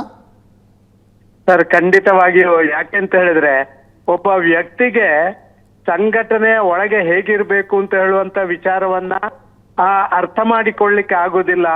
ಆ ಸಂಘಟನೆಯ ಒಳಗೆ ಕೂಡ ನನ್ನದೇ ಒಂದು ಆಧಿಪತ್ಯವನ್ನು ಸ್ಥಾಪನೆ ಮಾಡಬೇಕು ಅಂತ ಹೇಳುವಂತ ಮನೋಭಾವನೆ ಇದ್ದಾಗ ಈ ರೀತಿ ಆ ಒಂದು ಲಿಮಿಟೇಷನ್ಸ್ಗಿಂತ ಹೊರಗೆ ಹೋಗುವಂತ ಆಗ್ತದೆ. ಪ್ರಾಯಶಃ ಇವತ್ತು ಅವರೊಬ್ಬರು ಅಂತ ನಾನು ಹೇಳ್ತಾ ಇಲ್ಲ, ಇಂಥ ಇನ್ನೂ ಒಂದು 2-3 ಜನ ಇದೇ ರೀತಿಯ ಮನೋಭಾವನೆಯವರು ಇದ್ದಾರೆ. ಇವರಿಂದಾಗಿ ಪಕ್ಷದ ಇಮೇಜಿಗೂ ತೊಂದರೆ ಆಗುತ್ತೆ, ಸಂಘಟನೆಯಲ್ಲಿರುವಂತ ಕಾರ್ಯಕರ್ತರ ಆ ಒಂದು ಮನೋಬಲ ಕೂಡ ಕುಸಿಯುತ್ತೆ ಸರ್. ಈಗ ಸದಾನಂದ ಗೌಡ್ರೆ, ನಿಮ್ಗೆ 24ರಲ್ಲಿ ಟಿಕೆಟ್ ಸಿಗದೇ ಇದ್ದಾಗ ನನಗೆ ಗೊತ್ತಿದೆ ಕಾಂಗ್ರೆಸ್ನವ್ರು ನಿಮ್ಮನ್ನು ಅಪ್ರೋಚ್ ಮಾಡಿದರು, ಟಿಕೆಟ್ ಕೊಡ್ತೀವಿ ಬನ್ನಿ ಅಂತಂದರು. ನೀವು ಹೊರಗಡೆ ಬಂದು ಹೇಳಿದ್ರಿ, ಇಲ್ಲ ಪಾರ್ಟಿ ನನಗೆ ಇಷ್ಟೆಲ್ಲ ಕೊಟ್ಟಿದೆ, ನಾನು KMF ಅಧ್ಯಕ್ಷನಾಗಬೇಕಂತಿದ್ದೆ, ನನ್ನನ್ನು ಮುಖ್ಯಮಂತ್ರಿ ಮಾಡ್ತು, ನಾನು ಯಾಕೆ ಪಾರ್ಟಿ ಬಿಟ್ಟು ಹೋಗಲಿ ಅಂತ. ಬಟ್ ಸಿರೀಸ್ ಆಫ್ ಆ್ಯಕ್ಷನ್ಸ್ಗಳನ್ನು ನೋಡಿದಾಗ ಕಳೆದ 2-3 ವರ್ಷಗಳಲ್ಲಿ ಇಷ್ಟೊಂದು ಭಿನ್ನಾಭಿಪ್ರಾಯಗಳು, ಭಿನ್ನಮತೀಯ ಚಟುವಟಿಕೆಗಳು, ಬಂಡುಕೋರತನ, ಮಾಧ್ಯಮಗಳ ಎದುರುಗಡೆ ಬಂದು ವಾಗ್ದಾಳಿಗಳು, ನಮಗೆ ಪತ್ರಕರ್ತರಿಗೆ ಒಂದು ರೀತಿ ಅಸಹ್ಯ ಬರುವಷ್ಟು BJPಯಲ್ಲಿ ಒಳಜಗಳ ನಡೆದು. ಸರ್, ನನಗೆ ಅನಿಸ್ತದ ಪ್ರಶಾಂತ್ರೆ, ನೀವು ಬಾರಿ ಬಾರಿ ಕರೆಕ್ಟ್ ಆಗಿ ಹೇಳಿದ್ರಿ. ಪತ್ರಕರ್ತರು ಕೂಡ ಆ ಒಂದು ಸಾರ್ವಜನಿಕ ವಲಯದಲ್ಲಿ ನಡೆಯುತ್ತಿರುವಂತಹ ವಿದ್ಯಮಾನಗಳನ್ನ ತಿಳ್ಕೊಂಡು ಅರ್ಥ ಮಾಡ್ಕೊಳ್ಳೋರು ಅದರಲ್ಲಿ ಕೂಡ ತುಂಬಾ ಜನ ಇದ್ದಾರೆ ಸರ್. ಅವ್ರಿಗೆ ಕೂಡ ಏನನ್ಸ್ತದೆ ಅಂತ ಹೇಳಿ, ಈ ರೀತಿಯ ಒಂದು ವಾತಾವರಣ ಸೃಷ್ಟಿ ಮಾಡುವಂತವರನ್ನ ಇನ್ನೂ ಕೂಡ ಹಿಂಗೆ ಬಿಟ್ಕೊಂಡ್ರೆ ಏನೋ ಆ ನರೇಂದ್ರ ಮೋದಿ ಅಂತ ಒಬ್ಬ ಜಾಗತಿಕ ನಾಯಕ ಇವತ್ತು ಅವರ ಪಾರ್ಟಿಯಲ್ಲಿ ಈ ರೀತಿ ಆಗ್ತದೆ ಅಂತ ಹೇಳಿದ್ರೆ ಹೇಗೆ ಅಂತ ಹೇಳುವಂತ ಒಂದು ಭಾವನೆಗಳು ಸಾಮಾನ್ಯವಾಗಿ ಪ್ರತಿಯೊಬ್ಬನ ಮನಸ್ಸಲ್ಲಿ ಬರುವಂತದ್ದು ಸರ್. ಅದಕ್ಕಾಗಿಯೇ ಈ ರೀತಿಯ ಒಂದು ಹೆಜ್ಜೆ ಅನಿವಾರ್ಯ ಮತ್ತು ಸ್ವಲ್ಪ ಡಿಲೇ ಆಗಿದೆ ಸರ್. ನಾನು ಇವತ್ತು ಕೂಡ ಹೇಳ್ತಾ ಇದ್ದೇನೆ, ಇದು ಬಾರಿ ಸ್ವಲ್ಪ ದಿನ ಹಿಂದೆ ಆಗಬೇಕಾಗಿತ್ತು. ಇದಕ್ಕೆ ಇಷ್ಟು ದಿನ ಕೊಡುವಂತ ಅವಶ್ಯಕತೆಗಳು ಇರ್ಲಿಲ್ಲ ಅಂತ ನಾನು ತಿಳ್ಕೊಳ್ತಾ ಇದ್ದೀನಿ ಸರ್. ಸರ್ ಸ್ವಲ್ಪ ನಿಮ್ಮನ್ನು ಹಿಂದಕ್ಕೆ ತೆಗೆದುಕೊಂಡು ಹೋಗ್ತೀನಿ. ಈ RSS ಹಿನ್ನೆಲೆಯಿಂದ ಬಂದಿರ್ತಾರೆ, ಹಿಂದುತ್ವದ ಹಿನ್ನೆಲೆಯಿಂದ ಬಂದಿರ್ತಾರೆ, ಅವರೇ ಪಾರ್ಟಿಯ ಒಂದು ಶಿಸ್ತನ್ನು ಯಾಕೆ ಪದೇ ಪದೇ ಉಲ್ಲಂಘಿಸ್ತಿರ್ತಾರೆ? I start from AK Subbaiah. AK ಸುಬ್ಬಯ್ಯನವರಿಂದ ಹಿಡಿದು ನಂತರ ಯಡಿಯೂರಪ್ಪನವರು, ಈಗ ಈಶ್ವರಪ್ಪನವರು, ಈಗ ಬಸನಗೌಡ ಪಾಟೀಲ್ ಯತ್ನಾಳ್ರು, ಎಲ್ಲರದ್ದು ಪಾರ್ಟಿ ಕಟ್ಟೋದ್ರಲ್ಲಿ ಕೊಡುಗೆ ಇದೆ. ಎಲ್ಲರದ್ದು ಹಿಂದುತ್ವದ ಬಗ್ಗೆ ಒಂದು ಬದ್ಧತೆಯ ಪ್ರಶ್ನೆ ಬಂದಾಗ ಇವರೆಲ್ಲರೂ ಹಿಂದುತ್ವಕ್ಕೆ ಬದ್ಧ ನಾಯಕರು, ಸಂಘದ ಆತ್ಮೀಯರು. ಯಾಕೆ ಅವರು ಪಾರ್ಟಿಯ ಪದೇ ಪದೇ ಶಿಸ್ತನ್ನು ಉಲ್ಲಂಘಿಸ್ತಾರೆ ಅಂತ ಅನ್ಸುತ್ತೆ ನಿಮಗೆ? ಸರ್, ಒಂದು ನನ್ನದೇ ಆದಂತ ಆ ಒಂದು ವ್ಯಕ್ತಿಗತವಾದಂತ ತೀರ್ಮಾನಗಳನ್ನು ತಗೊಳ್ಳುವಂತ ಆ ಒಂದು ಮನೋಸ್ಥಿತಿಯನ್ನ ಹಿಂದಿನ ದಿನಗಳಲ್ಲಿ ರಾಜಕಾರಣಿಗಳಿಗೆ, ಅದು ಕೂಡ ವಿಶೇಷವಾಗಿ ಜನಸಂಘ ಬಿಜೆಪಿಯವರಿಗೆ ಒಂದು ರೀತಿಯಲ್ಲಿ ಸಂಘ ಕೊಟ್ಟಿತ್ತು. ಆದ್ರೆ ಯಾವಾಗ ವ್ಯಕ್ತಿಗತವಾದಂತ ವರ್ಚಸ್ಸೇ ನಾನಿಲ್ಲ ಇದ್ರೆ ಕರ್ನಾಟಕದಲ್ಲಿ ಜನಸಂಘ ಇಲ್ಲ ಅಂತ ಹೇಳುವಂತ ಹಂತಕ್ಕೆ ಯಾವಾಗ ನಮ್ಮ AK ಸುಬ್ಬಯ್ಯರು ಹೋದ್ರ, ಆಗ ಅನಿವಾರ್ಯವಾಗಿ ಸಂಘಟನೆ ಒಂದು ಹೆಜ್ಜೆ ಮುಂದೆ ಹೋಗ್ಬೇಕಾಗಿತ್ತು. ಇವತ್ತು ಇತ್ತೀಚಿನ ದಿನಗಳಲ್ಲಿ ಎಲ್ಲ ವ್ಯಕ್ತಿಗಳು ಕೂಡ ತಾವು ತಮ್ಮ ಮಾತುಗಳಿಂದಲೇ ನಾಯಕರಾಗ್ತೇವೆ, ನಮ್ಮ ಕೃತಿಯಿಂದ ಅಲ್ಲ ಅಂತ ಹೇಳುವಂತ ಭಾವನೆ ತುಂಬಾ ಜನರಲ್ಲಿ ಬಂದಿರುವಂತದ್ದೇ ಇದಕ್ಕೆ ಒಂದು ಕಾರಣ ಅಂತ ನಾನು ತಿಳ್ಕೊಳ್ತೇನೆ. ಸದಾನಂದ ಗೌಡ್ರೆ, ಅಂದ್ರೆ ಯಾವುದೇ ನಾಯಕರ, ಇವಾಗ ಯತ್ನಾಳ್ ಅವರ ವಿಷಯಕ್ಕೆ ಬರೋದಾದ್ರೆ ಅವರಿಗೆ ಏನು ಅಧಿಕಾರಗಳನ್ನ ನೀಡಲಾಯಿತು, ಸರ್ಕಾರ ಏನು ಪಕ್ಷದಲ್ಲಿ ಜವಾಬ್ದಾರಿಗಳನ್ನ ನೀಡಲಾಯಿತು ಅನ್ನೋದು ಕೂಡ ಒಂದು ಪ್ರಶ್ನೆ ಬರುತ್ತೆ. ಅದರಿಂದಲೂ ಅವರು ಕೋಪಗೊಂಡಿರಬಹುದು. ನಾನು ಹಿರಿಯ ನಾಯಕನಿದ್ದೀನಿ, ಒಂದು ದೊಡ್ಡ ಸಮುದಾಯನ ನಾನು ಪ್ರತಿನಿಧಿಸ್ತಾ ಇದ್ದೀನಿ, ನನಗೆ ಅವಕಾಶಗಳನ್ನ ಕೊಟ್ಟಿಲ್ಲ ಅನ್ನೋ ಕೋಪನು. ಅಂಡ್ ಹೈಕಮಾಂಡ್ ತುಂಬಾ ಡಿಲೇ ಮಾಡ್ತಾ ಈ ಸಮಸ್ಯೆನ ಸಾಲ್ವ್ ಮಾಡೋದ್ರಲ್ಲಿ ಆರಂಭದಲ್ಲೇ ಇದಕ್ಕೆ ಒಂದು ಚೂರು ಕೂತ್ ಮಾತಾಡಿದ್ರೆ ಇದು ಇಲ್ಲಿವರೆಗೂ ಬರ್ತಿರ್ಲಿಲ್ವೇನೋ? ಅಲ್ಲ, ನನಗೆ ನಾನೇ ನಿಮಗೆ ಒಂದು ಜ್ವಲಂತ ಉದಾಹರಣೆ ಮೇಡಮ್. ಈಗ ಈ ಬಾರಿ ನಾನು ನಿಲ್ಲೋದಿಲ್ಲ ಅಂತ ಹೇಳಿದ ಮೇಲೆ ಕೂಡ ನನ್ನ ಪಕ್ಷದ ವರಿಷ್ಠರು ಬೊಮ್ಮಾಯಿಯವರು, ಅಶ್ವಥ್ ನಾರಾಯಣ್, ಬಾಕಿ ಮಂತ್ರಿಗಳೆಲ್ಲ ಬಂದ್ಮೇಲೆ ನಾನು ನಿಲ್ತೇನೆ ಅಂತ ಹೇಳಿದ ಮೇಲೆ ಸೀಟು ನನಗೆ ಬೇರೆಯವರಿಗೆ ಕೊಟ್ಟಾಗ ಕೂಡ ನನ್ನ ಮನಸ್ಸಿನಲ್ಲಿ ಏನಿದೆ ಅಂತ ಹೇಳುವಂತ ನಾನು ಅರ್ಥೈಸಿಕೊಂಡು ಆ ಪಕ್ಷದ ಕಾರ್ಯಕರ್ತ ಆಗಿ ಮುಂದುವರೆದರೆ. ಯತ್ನಾಳ್ರಿಗೆ ಏನು ಕಡಿಮೆ ಆಗಿದೆ ಹೇಳಿ? ಅವರು ಸೆಂಟ್ರಲ್ ಅಲ್ಲಿ ಮಿನಿಸ್ಟರ್ ಆಗಿದ್ರು. ಕರ್ನಾಟಕ ರಾಜ್ಯದಲ್ಲಿ ಅವರನ್ನ ಪಕ್ಷದಿಂದ ಒಮ್ಮೆ ಹೊರಗೆ ಸಸ್ಪೆಂಡ್ ಮಾಡಿದ ಮೇಲೆ ಕೂಡ ಮತ್ತೆ ಬೇರೆ ಪಾರ್ಟಿಗೆ ಹೋಗಿ ಬಂದ ಮೇಲೆ ಕೂಡ ಅವರನ್ನ ಸ್ವೀಕಾರ ಮಾಡಿದ್ದೇವೆ, ಮತ್ತೆ ಶಾಸಕರನ್ನಾಗಿ ಮಾಡಿದ್ದೇವೆ. ಉತ್ತರ ಕರ್ನಾಟಕದಲ್ಲಿ ಅವರೊಬ್ಬ ನಮ್ಮ ಲೀಡರ್ ಅಂತ ನಾವೆಲ್ಲ ಒಪ್ಕೊಂಡಿದ್ದೇವೆ. ಇದಕ್ಕಿಂತ ಹೆಚ್ಚು ಅವ್ರಿಗೆ ಏನ್ ಕೊಡ್ಬೇಕು ಹೇಳಿ? ಆದ ಕಾರಣ ಎಲ್ಲೋ ಒಂದ್ ಕಡೆ ಅದಕ್ಕಿಂತಲೂ ಮೇಲೆ ಮೇಲೆ ಮೇಲೆ ಮೇಲೆ ನಾನಿಲ್ಲದೆ ಈ ಭಾಗವೇ ಇಲ್ಲ, ನಾನಿಲ್ಲದೆ ಯಾವುದೇ ಒಂದು ಸಮುದಾಯ ಬಿಜೆಪಿಯ ಜೊತೆ ಇಲ್ಲ ಅಂತ ಹೇಳುವಂತ ಈ ಒಂದು ಮಾನಸಿಕತೆ ಇದೆಲ್ಲ, ಇದು ಇಂಟಾಲರಬಲ್. ಓಕೆ, ಸೊ ಇಂಟಾಲರಬಲ್ ಅಂತ ನೀವು ಹೇಳ್ತಾ ಇದ್ದೀರಾ. ಯತ್ನಾಳ್ ಬಣದ ಜೊತೆಗೂ ವಿಜೇಂದ್ರ ಬಣದ ನಾಯಕರೇನು ಕಡಿಮೆ ಇರಲಿಲ್ಲ ಸದಾನಂದ ಗೌಡ್ರೆ. ಹೇಳಿಕೆಗಳ ಮೇಲೆ ಹೇಳಿಕೆಗಳು, ಸಮಾವೇಶಗಳು, ಚರ್ಚೆಗಳು ಇವೆಲ್ಲಾನು ಮಾಡ್ಕೊಂಡು ಬಂದ್ರು. ಹೈಕಮಾಂಡ್ ಹೇಳದ ಮೇಲೂ ಕೂಡ ನಿಲ್ಲಿಸಲಿಲ್ಲ ಅನ್ನೋದನ್ನ ನಾವಿಲ್ಲಿ ಗಮನಿಸಬೇಕು. ಸೊ ಅವ್ರ ಮೇಲೂ ಶಿಸ್ತು ಕ್ರಮ ಆಗ್ಬೇಕು ಅಂತೀರಾ ನೀವು? ನೋಡಿ, ನಾನು ಇದರ ಬಗ್ಗೆ ಬಾರಿ ಸ್ಪಷ್ಟವಾಗಿ ಹೇಳಿದ್ದೀನಿ, ಕೋರ್ ಕಮಿಟಿಯಲ್ಲಿ ಮಾತಾಡಿದ್ದೀನಿ, ಹೊರಗಡೆನೂ ಹೇಳಿದ್ದೀನಿ. ಈ ರೀತಿ ಇದು ಕೇವಲ ಒಂದ್ ಸೈಡ್ ಇಂದ ಆಗ್ತಾ ಇಲ್ಲ, ಎರಡು ಕಡೆಯಿಂದಲೂ ಆಗ್ತಾ ಇದೆ ಅಂತ ಹೇಳುವಂತದ್ರ ಬಗ್ಗೆ ನಾನು ಭಾರಿ ಖಾರವಾಗಿ ಮಾತಾಡಿದ್ದೀನಿ. ಮತ್ತು ಕೇಂದ್ರದ ವರಿಷ್ಠರಿಗೆ ಈ ರೀತಿ ಆಗುವಂಥದ್ದು ನನಗೇನೋ ನಿನ್ನೆ ಸಮಾಧಾನ ಆಯ್ತು. ಅಂತವರಿಗೆ ಕೂಡ ನೋಟಿಸ್ ಕೊಟ್ಟಿದ್ದಾರೆ ಅಂತ ಹೇಳುವಂಥದ್ದು ಕೇಳಿ ನನಗೇನೋ ನಮ್ಮ ಪಾರ್ಟಿ ಈಗ ಮತ್ತೆ ನನ್ನ ಒರಿಜಿನಲ್ ಡಿಸಿಪ್ಲಿನ್ ಕಡೆಗೆ ಹೋಗ್ತದೆ ಅಂತ ಹೇಳುವಂಥದ್ದು ನನಗೆ ಒಂದು ಗೊತ್ತಾದಂಗೆ ಅನಿಸ್ತು ಮೇಡಮ್. ಅಲ್ಲ, ಒಂದೆರಡು ಸಲ ನೀವು ಕೂಡ ಬೇಜಾರು ವ್ಯಕ್ತಪಡಿಸಿದ್ರಿ, ಇದೇನ್ ಶಿಸ್ತಿನ ಪಕ್ಷನ, ಯಾಕೆ ಹಿಂಗ್ ನಡ್ಕೊಳ್ತಾ ಇದ್ದಾರೆ ಅಂತ. ಏನ್ ಪ್ರಾಬ್ಲಮ್ ಆಗಿತ್ತು? ಎಲ್ಲಿ ಸಮಸ್ಯೆ ಆಯ್ತು? ಈ ರೀತಿ ಒಬ್ಬರ ಮೇಲೆ ಒಬ್ರು ಹೇಳಿಕೆ, ಒಬ್ಬರ ಮೇಲೆ ಒಬ್ರು ಆರೋಪ ಮಾಡೋದಕ್ಕೆ? ನೋಡಿ, ಇಲ್ಲಿ ಎರಡು ಕಾರಣಗಳಿದ್ದಾವೆ. ಒಂದು ಕಾರಣ ನನಗೆ ಅದನ್ನು ವಿಶ್ಲೇಷಣೆ ಮಾಡ್ಲಿಕ್ಕೆ ಆಗುದಿಲ್ಲ. ಯಾಕೆಂತ ಹೇಳಿದ್ರೆ ನಮ್ಮ ರಾಷ್ಟ್ರೀಯ ನಾಯಕರು ಯಾಕೆ ಡಿಲೇ ಮಾಡಿದ್ರು ಅಂತ ಹೇಳೋದಕ್ಕೆ ನನ್ನಲ್ಲಿರುವಂತ ಒಂದು ಇತ್ತೀಚೆಗೆ 2-3 ರಾಜ್ಯಗಳ ಚುನಾವಣೆಯ ಡೆಲ್ಲಿ ಚುನಾವಣೆವರೆಗೆ ತುಂಬಾ ಒಂದು ಸವಾಲಿನ ನಮ್ಮ ಚುನಾವಣೆಗಳಾದ ಕಾರಣ ಕರ್ನಾಟಕದ ಬಗ್ಗೆ ಏಕಾಏಕಿ ಎಲ್ಲವನ್ನು ಮಾಡ್ಲಿಕ್ಕೆ ಆಗ್ಲಿಲ್ಲ ಅಂತ ನನ್ನ ಅನಿಸಿಕೆ ಒಂದು. ಆದ್ರೆ ಎರಡನೇದಾಗಿ ಈ ಕರ್ನಾಟಕದ ವಿದ್ಯಮಾನಗಳ ಬಗ್ಗೆ ಬೇರೆ ಬೇರೆ ಹಂತಗಳಲ್ಲಿ ಕೇಂದ್ರ ವರಿಷ್ಠರು ಏನೋ ಮಾಡಬೇಕು ಅಂತ ಹೇಳುವಂತ ಪ್ರಯತ್ನ ಪಡಬೇಕು ಅಂತ ಹೇಳುವಂತದಕ್ಕೆ ಭಾರಿ ವೇಗ ಸಿಕ್ಲಿಲ್ಲ ಅಂತ ಹೇಳುವಂತದ್ದು ನನ್ನ ಮನಸ್ಸಲ್ಲಿದೆ. ರೈಟ್ ಸರ್, ಧನ್ಯವಾದ ಸದಾನಂದ ಗೌಡ್ರೆ. ಯತ್ನಾಳ್ ಉಚ್ಚಾಟನೆಯ ಬೆನ್ನಲ್ಲೇ ರಾಜ್ಯಾಧ್ಯಕ್ಷ ವಿಜಯೇಂದ್ರ ಟ್ವೀಟ್ ಮಾಡಿದ್ದಾರೆ. ಪಕ್ಷದಲ್ಲಿ ಶಿಸ್ತು ಮತ್ತು ತ್ಯಾಗಕ್ಕೆ ಮೊದಲ ಆದ್ಯತೆ ಅಂತ ವಿಜಯೇಂದ್ರ ಟ್ವೀಟ್ ಮಾಡಿದ್ದಾರೆ. ಶಿಸ್ತಿನ ವಿಷಯದಲ್ಲಿ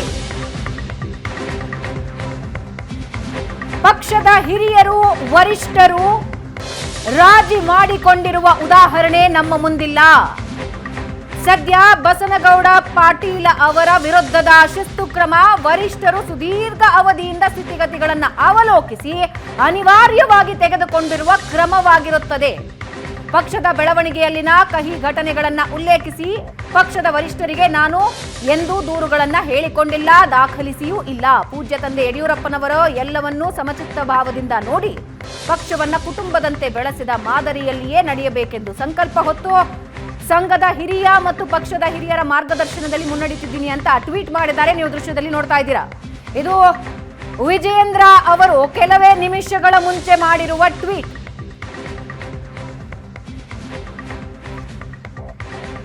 ನಲವತ್ತೈದು ನಿಮಿಷದ ಮುಂಚೆ ಯತ್ನಾಳ್ ಉಚ್ಚಾಟನೆಯ ಸ್ಟೋರಿಯನ್ನ ಏಷ್ಯಾನೆಟ್ ಸುವರ್ಣ ನ್ಯೂಸ್ ಬ್ರೇಕ್ ಮಾಡಿದೆ. ಪಕ್ಷದ ಹಿರಿಯರು ಹಾಗೂ ವರಿಷ್ಠರು ಈ ವಿಷಯದಲ್ಲಿ ಎಂದಿಗೂ ರಾಜಿ ಮಾಡಿಕೊಂಡಿರುವ ಉದಾಹರಣೆ ನಮ್ಮ ಮುಂದಿಲ್ಲ. ಶಿಸ್ತಿನ ವಿಷಯದಲ್ಲಿ ರಾಜಿ ಮಾಡಿಕೊಂಡಿರುವ ಉದಾಹರಣೆ ನಮ್ಮ ಮುಂದಿಲ್ಲ ಅಂತ ಟ್ವೀಟ್ ಮಾಡಿದ್ದಾರೆ. ಕಳೆದ ಕೆಲ ದಿನಗಳ ಹಿಂದೆ ನಡೆದ ಕಹಿ ಪ್ರಸಂಗಗಳಿಂದ ಎಂದಿಗೂ ನಾನು ಉದ್ವೇಗಗೊಳ್ಳಲಿಲ್ಲ. ಇದು ವಿಜಯೇಂದ್ರ ಟ್ವೀಟ್. ಯತ್ನಾಳ್ ಉಚ್ಚಾಟನೆ ಮಾಡಿಸಿ ಮೇಲುಗೈ ಸಾಧಿಸಿದ್ರ ವಿಜಯೇಂದ್ರ. ಯತ್ನಾಳ್ ಉಚ್ಚಾಟನೆಗೆ ವರಿಷ್ಠರ ಮುಂದೆ ಒತ್ತಾಯಿಸಿದ್ರು. ವಿಜಯೇಂದ್ರ ವಿರುದ್ಧ ಯತ್ನಾಳ್ ಹೋರಾಟಕ್ಕಿಳಿದಿದ್ರು. ಶತಾಯಗತಾಯ ವಿಜಯೇಂದ್ರನ ರಾಜ್ಯಾಧ್ಯಕ್ಷ ಸ್ಥಾನದಿಂದ ಕೆಳಗಿಳಿಸಬೇಕು, ಬೇರೆ ಯಾರಾದ್ರೂ ಆಗ್ಲಿ, ಆದ್ರೆ ವಿಜಯೇಂದ್ರ ಇರಬಾರ್ದು ಅಂತ. ಈಗ ರೆಬಲ್ಸ್ ಬಣದಲ್ಲಿ ಸದ್ಯಕ್ಕೆ ಟೆನ್ಷನ್ ಶುರುವಾಗಿದೆ. ಕುಮಾರ್ ಬಂಗಾರಪ್ಪ ಇದ್ದಾರೆ, ಲಿಂಬಾವಳಿ ಇದ್ದಾರೆ, ಸಿದ್ದೇಶ್ವರ್ ಇದ್ದಾರೆ, ಹರೀಶ್ ಇದ್ದಾರೆ. ಇವರೆಲ್ಲರೂ ಕೂಡ ಈಗ ಶಾಕ್ನಲ್ಲಿದ್ದಾರೆ.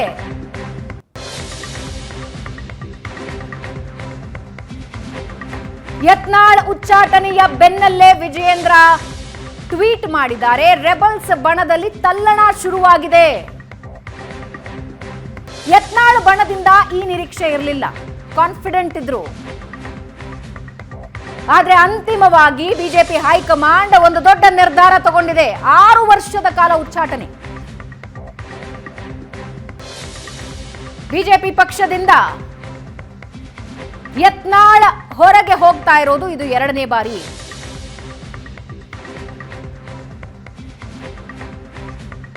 ಯತ್ನಾಳ್ ಬಣಕ್ಕೆ ವಿಜಯೇಂದ್ರ ಬಣದಿಂದ ಮಾಸ್ಟರ್ ಸ್ಟ್ರೋಕ್. ಹಾಗಾದ್ರೆ ಯತ್ನಾಳ್ ಉಚ್ಚಾಟನೆ ಮಾಡಿಸಿ ಮೇಲುಗೈ ಸಾಧಿಸಿದ್ರ ವಿಜಯೇಂದ್ರ. ನಿನ್ನೆ ವಿಜಯೇಂದ್ರ ಬಣದ ಇಬ್ಬರು ನಾಯಕರಿಗೂ ಕೂಡ ನೋಟಿಸ್ ಸರ್ವ್ ಆಗಿದೆ. ರೇಣುಕಾಚಾರ್ಯ, ಕಟ್ಟಾ ಸುಬ್ರಹ್ಮಣ್ಯ ನಾಯ್ಡು 72 ಗಂಟೆಗಳಲ್ಲಿ ನೀವು ಉತ್ತರ ಕೊಡಿ ಅಂತ. ಯತ್ನಾಳ್ ಉಚ್ಚಾಟನೆಯ ಮೂಲಕ ಇಡೀ ಬಿಜೆಪಿಗೆ ಹೈಕಮಾಂಡ್ ಸಂದೇಶ ರವಾನಿಸ್ತಾ. ಬಿಜೆಪಿ ಶಾಸಕರಾದ ಸುರೇಶ್ ಗೌಡ ನಮ್ಮ ಜೊತೆ ಫೋನಿನಲ್ಲಿದ್ದಾರೆ. ಸುರೇಶ್ ಗೌಡ್ರೆ, ಉಚ್ಚಾಟನೆ ಮಾಡ್ತಾರೆ ಅಂತ ಒಂದು ಬಣ, ಉಚ್ಚಾಟನೆ ಮಾಡೋದಕ್ಕೆ ಸಾಧ್ಯವೇ ಇಲ್ಲ ಅಂತ ಮತ್ತೊಂದು ಬಣ. ಅಂತಿಮವಾಗಿ ಶಿಸ್ತು ಸಮಿತಿ ಒಂದು ನಿರ್ಧಾರ ತಗೊಂಡಿದೆ. ಈಗ ನಿರ್ಧಾರ ತಗೊಂಡಿರೋದಕ್ಕೆ ಏನ್ ಕಾರಣ? ಇದು ನೋಡಿ, ವಿಜಯೇಂದ್ರನ ಆಯ್ಕೆ ಮಾಡದಂತ ಸಂದರ್ಭದಲ್ಲಿ ಪದೇ ಪದೇ ಹೈಕಮಾಂಡ್ನೇ ಪ್ರಶ್ನೆ ಮಾಡ್ತಾ ಇದ್ರು. ರಾಜ್ಯದ ಅಧ್ಯಕ್ಷರನ್ನಾಗಿ ವಿಜಯೇಂದ್ರ ಅವ್ರನ್ನ ಆಯ್ಕೆ ಮಾಡಿದ್ಮೇಲೆ ಪದೇ ಪದೇ ಯತ್ನಾಳ್ ಅವರು ಹೈಕಮಾಂಡ್ ನಿರ್ಧಾರವನ್ನೇ ಪ್ರಶ್ನೆ ಮಾಡ್ತಾ ಇದ್ರು. ಮನಸ್ಸಿಗೆ ಬಂದಂಗೆ ಮಾತಾಡ್ತಾ ಇದ್ರು. ಬಹಳ ಸಲ ಅವರಿಗೆ ವಾರ್ನಿಂಗ್ ಕೊಟ್ಟರು ಕೂಡ ಹೈಕಮಾಂಡ್ನೇ ಪ್ರಶ್ನೆ ಮಾಡ್ತಿದ್ರು. ಅದರಿಂದ ಇವತ್ತು ಬಹಳ ತಡವಾಯ್ತಿದ್ದು. ಇದು ಮುಂಚೆನೆ ಮಾಡಬೇಕಾಗಿತ್ತು. ಆದ್ರೆ ನಾನು ಇದನ್ನ ಸ್ವಾಗತ ಮಾಡ್ತೇನೆ. ಇದು ಒಂದು ಸ್ಪಷ್ಟ ಸಂದೇಶವನ್ನ ಕೇಂದ್ರದ ವರಿಷ್ಠರು ಇವತ್ತು ಕಳಿಸಿದ್ದಾರೆ. ಯಾರೇ ದೊಡ್ಡವರಲ್ಲ, ಪಕ್ಷಕ್ಕಿಂತ ಯಾರು ದೊಡ್ಡವರಲ್ಲ, ಎಲ್ಲರೂ ಕೂಡ ಒಂದು ಪಕ್ಷದ ಶಿಸ್ತಿನಲ್ಲಿ ಇರಬೇಕು ಅನ್ನೋದು ಒಂದು ಸಂದೇಶವನ್ನ ಇವತ್ತು ಕೇಂದ್ರದ ವರಿಷ್ಠರು ಕಳಿಸಿದ್ದಾರೆ. ನಾನು ಇದನ್ನ ಸ್ವಾಗತ ಮಾಡ್ತೇನೆ. ಮತ್ತೆ ದೇಶದಲ್ಲಿ ಎಲ್ಲ ರಾಜ್ಯಗಳಲ್ಲೂ ಕೂಡ ನಾವು ಅಧಿಕಾರವನ್ನು ಇಟ್ಕೊಂಡು ಬರ್ತಾ ಇದ್ದೇವೆ. ಆದರೆ ಈ ಆಂತರಿಕ ಕಚ್ಚಾಟದಿಂದ ಕರ್ನಾಟಕದಲ್ಲಿ ಸ್ವಲ್ಪ ಗೊಂದಲಗಳನ್ನ ನಾವು ನೋಡಿದ್ವು ನಾವು. ಅದರಿಂದ ಇವತ್ತು ಇದಕ್ಕೆ ಪುಲಿ ಸ್ಟಾಪ್ ಇಡಬೇಕು ಅಂತ ಹೇಳಿ ಒಂದು ಗಟ್ಟಿ ನಿರ್ಧಾರವನ್ನ ಕೇಂದ್ರದ ವರಿಷ್ಠರು ತಗೊಂಡಿದ್ದಾರೆ. ನಾನು ಇದನ್ನ ಸ್ವಾಗತ ಮಾಡ್ತೀನಿ. ಅಲ್ಲ, ಈಗ ಯತ್ನಾಳ ಬಣದ ಬಗ್ಗೆ ಒಂದು ಕ್ರಮ ಆಗತ್ತೆ ಅನ್ನೋದಾದ್ರೆ, ವಿಜೇಂದ್ರ ಬಣದ ನಾಯಕರೇನು ಕಡಿಮೆ ಇರಲಿಲ್ಲ, ಸಮಾವೇಶಗಳನ್ನ ಮಾಡಿದ್ರು, ಮೇಲಿಂದ ಮೇಲೆ ಏಕವಚನದಲ್ಲಿ ಹೇಳಿಕೆಗಳನ್ನ ಕೊಟ್ರು. ಇದು ಯಾವುದೇ ಬಣ ಇರಲಿ, ವಿಜಯೇಂದ್ರನ್ ಬಣ ಇರ್ಬೋದು, ಮತ್ತೆ ಯತ್ನಾಳ್ ಬಣ ಇರ್ಬೋದು, ಇಲ್ಲಿ ಬಣದ ರಾಜಕಾರಣದ ಪ್ರಶ್ನೆ ಅಲ್ಲ. ಇದು ಪಕ್ಷದ ಲಕ್ಷಾಂತರ ಜನ ರಾತ್ರಿ ಹಗಲು ಇವತ್ತು ಪಕ್ಷಕ್ಕಾಗಿ ದುಡಿದಿದ್ದಾರೆ. ದೇಶದಲ್ಲಿ ಇವತ್ತು ಕೂಡ ದುಡಿತಿದ್ದಾರೆ. ಅವರೊಂದು ಶಾಸಕರು ಆಗಕ್ಕಾಗಿಲ್ಲ, ಒಂದು ಗ್ರಾಮ ಪಂಚಾಯತಿ ಮೆಂಬರ್ ಕೂಡ ಆಗಕ್ಕಾಗಿಲ್ಲ. ಅಂದ್ರೆ ತಮ್ಮ ಎಲ್ಲವನ್ನ ತ್ಯಾಗವನ್ನ ಮಾಡಿ ಇವತ್ತು ನಮ್ಮನ್ನೆಲ್ಲ ಶಾಸಕರು ಮಾಡಿ, ಮುಖ್ಯಮಂತ್ರಿಗಳನ್ನ ಮಾಡಿ, ಪ್ರಧಾನಮಂತ್ರಿಗಳನ್ನ ಮಾಡಿರುವಂತ ಒಂದು ದೊಡ್ಡ ರಾಷ್ಟ್ರೀಯ ಪಕ್ಷದಲ್ಲಿ ಈ ರೀತಿಯ ಬಣಗಳನ್ನ ಇಟ್ಕೊಂಡು ರಾಜಕಾರಣ ಮಾಡೋದಕ್ಕೆ ಯಾವತ್ತು ಕ್ಷಮೆ ಇರಲ್ಲ ಬಿಜೆಪಿಲಿ. ಅದರಿಂದ ಇವತ್ತು ಬಿಜೆಪಿ ಒಂದು ಶಿಸ್ತಿನ ಪಕ್ಷ ಅಂತ ದೇಶದಲ್ಲಿ ಹೆಸರಾಗಿರುವಂತ ಒಂದು ಪಾರ್ಟಿ, ಅತ್ಯಂತ ಹೆಚ್ಚಿನ ಕಾರ್ಯಕರ್ತರು. ಶಿಸ್ತಿನ ಪಾರ್ಟಿ ಅಂತ ತೋರಿಸ್ಕೊಳ್ಳಕ್ 2 ವರ್ಷ ಬೇಕಾಯ್ತಾ ಬಿಜೆಪಿಗೆ? ಸ್ವಲ್ಪ ಇದರಲ್ಲಿ ತಡ ಆಗಿದೆ ಅಂತ ನಾನು ಹೇಳಿದ್ನಲ್ಲ, ಸ್ವಲ್ಪ ತಡ ಆಗಿದೆ, ಆದ್ರೂ ಒಂದು ಒಳ್ಳೆ ನಿರ್ಧಾರ ತಗೊಂಡಿದೆ ಅಂತ ಹೇಳಿ ನಾನು ಸ್ಟಾರ್ಟಿಂಗ್ ಅಲ್ಲೇ ಮೊದಲನೇ ವರ್ಡೇ ನಂದು ಅದು. ತಡವಾಗಾದ್ರೂ ನಿರ್ಧಾರ ತಗೊಂಡಿದ್ದಾರೆ, ನಾನು ಸ್ವಾಗತ ಮಾಡ್ತೀನಿ ಅಂತ ಹೇಳಿದ್ದೇನೆ. ಈ ತಡ ಆಗಿದ್ದು ನಿಮ್ಮೆಲ್ರಿಗೂ ಯಾವ ರೀತಿ ಕಿರಿಕಿರಿ ಆಗ್ತಾ ಇತ್ತು? ಶಿಸ್ತಿನ ಪಕ್ಷ, ಬಾಯ್ ಬಿಟ್ರೆ ಶಿಸ್ತಿನ ಪಕ್ಷ ಅಂತ ಎಲ್ಲ ನಾಯಕರು ಹೇಳ್ತಾ ಇದ್ರಿ. ದಿನ ಬೆಳಗಾದ್ರೆ ಬಂದು ಕ್ಯಾಮರಾ ಮುಂದೆ ಏಕವಚನದಲ್ಲಿ ಹೇಳಿಕೆಗಳನ್ನ ಕೊಡ್ತಾ ಇದ್ರು. ಹೈಕಮಾಂಡ್ ನಿರ್ಧಾರ ತಗೊಂಡಿದೆ, ಒಂದು ಒಳ್ಳೆ ದಿನಗಳು ಬಂದಿದೆ ಪಾರ್ಟಿಗೆ. ಖಂಡಿತ ನಾವು ಗುಂಪಾಗಿ ಹೋರಾಟ ಮಾಡ್ತೇವೆ. ಮುಂದಿನ 2028ಗೆ 100% ಸರ್ಕಾರವನ್ನ ಮಾಡ್ತೇವೆ. ಪ್ರಶಾಂತ್ ನಾತು ಇದ್ದಾರೆ. ಎಸ್ ಪ್ರಶಾಂತ್. ಸುರೇಶ್ ಗೌಡ್ರೆ ನಮಸ್ಕಾರ, ಹೇಳಿ ಸಾಹೇಬ್ರೆ. ನಿಮ್ಮ ಪಾರ್ಟಿಯ ಶಾಸಕರಲ್ಲಿ, ಸಂಸದರಲ್ಲಿ ಏನು ಚರ್ಚೆ ನಡೀತಾ ಇತ್ತು? ಈ ಎಲ್ಲ ಬೆಳವಣಿಗೆಗಳು, ಪದೇ ಪದೇ ಹೇಳಿಕೆಗಳು. ಅಲ್ಲ, ಯಾವಾಗಲೂ ಯತ್ನಾಳ್ ಅವರು ಒಂದೊಂದ್ಸಲಿ ಅಸೆಂಬ್ಲಿ ನಿಂತ್ಕೊಂಡು ಆನ್ಸರ್ ಮಾಡ್ಬಿಡೋರು. ವಿರೋಧ ಪಕ್ಷ ನಾವಾಗಿ ನಮ್ಮಲ್ಲೇ ಮಾತಾಡ್ಬಿಡೋರು. ನಮಗೆ ತುಂಬಾ ನೋವಾಗೋದು ಅವಾಗ. ಏನು ನಮಗೆ ಈ ತರ ಇಲ್ಲಿ ಇರಿಸು ಮುರುಸಾಗುವಂಥದ್ದನ್ನ ಪಕ್ಷದ ಪರವಾಗಿ ವಿರುದ್ಧವಾಗಿ ಮಾತಾಡ್ಬಿಡೋರು ಅಲ್ಲೇ ಅಸೆಂಬ್ಲಿ ಒಳಗಡೆ. ನಮಗೆ ತುಂಬಾ ನೋವಿತ್ತು. ಆಮೇಲೆ ಯಾವಾಗ್ಲೂ ಕೂಡ ಯಡಿಯೂರಪ್ಪನವ್ರನ್ನ, ವಿಜೇಂದ್ರನ ಹೈಕಮಾಂಡ್ ಅಧ್ಯಕ್ಷರ ಮಾಡಿರೋದು. ಯಡಿಯೂರಪ್ಪ ವಿಜೇಂದ್ರ ಅವ್ರನ್ನ ಮಾಡಿದ್ದು ಹೈಕಮಾಂಡ್ ಪ್ರಶ್ನೆ, ನೀವು ಮಾಡಿ ಸರಿಗಿಲ್ಲ, ಅವನ್ನ ಬದಲಾಯಿಸಬೇಕು ಅವ್ರನ್ನ ಅಂತೇಳಿ. ಇವೆಲ್ಲವೂ ನಮಗೆ ಇರಿಸು ಮುರುಸನ್ನ ಪಾರ್ಟಿಯಲ್ಲಿ ಮಾಡ್ತಾ ಇತ್ತು. ಇವತ್ತೊಂದು ಒಳ್ಳೆ ನಿರ್ಧಾರ ಬಂದಿದೆ.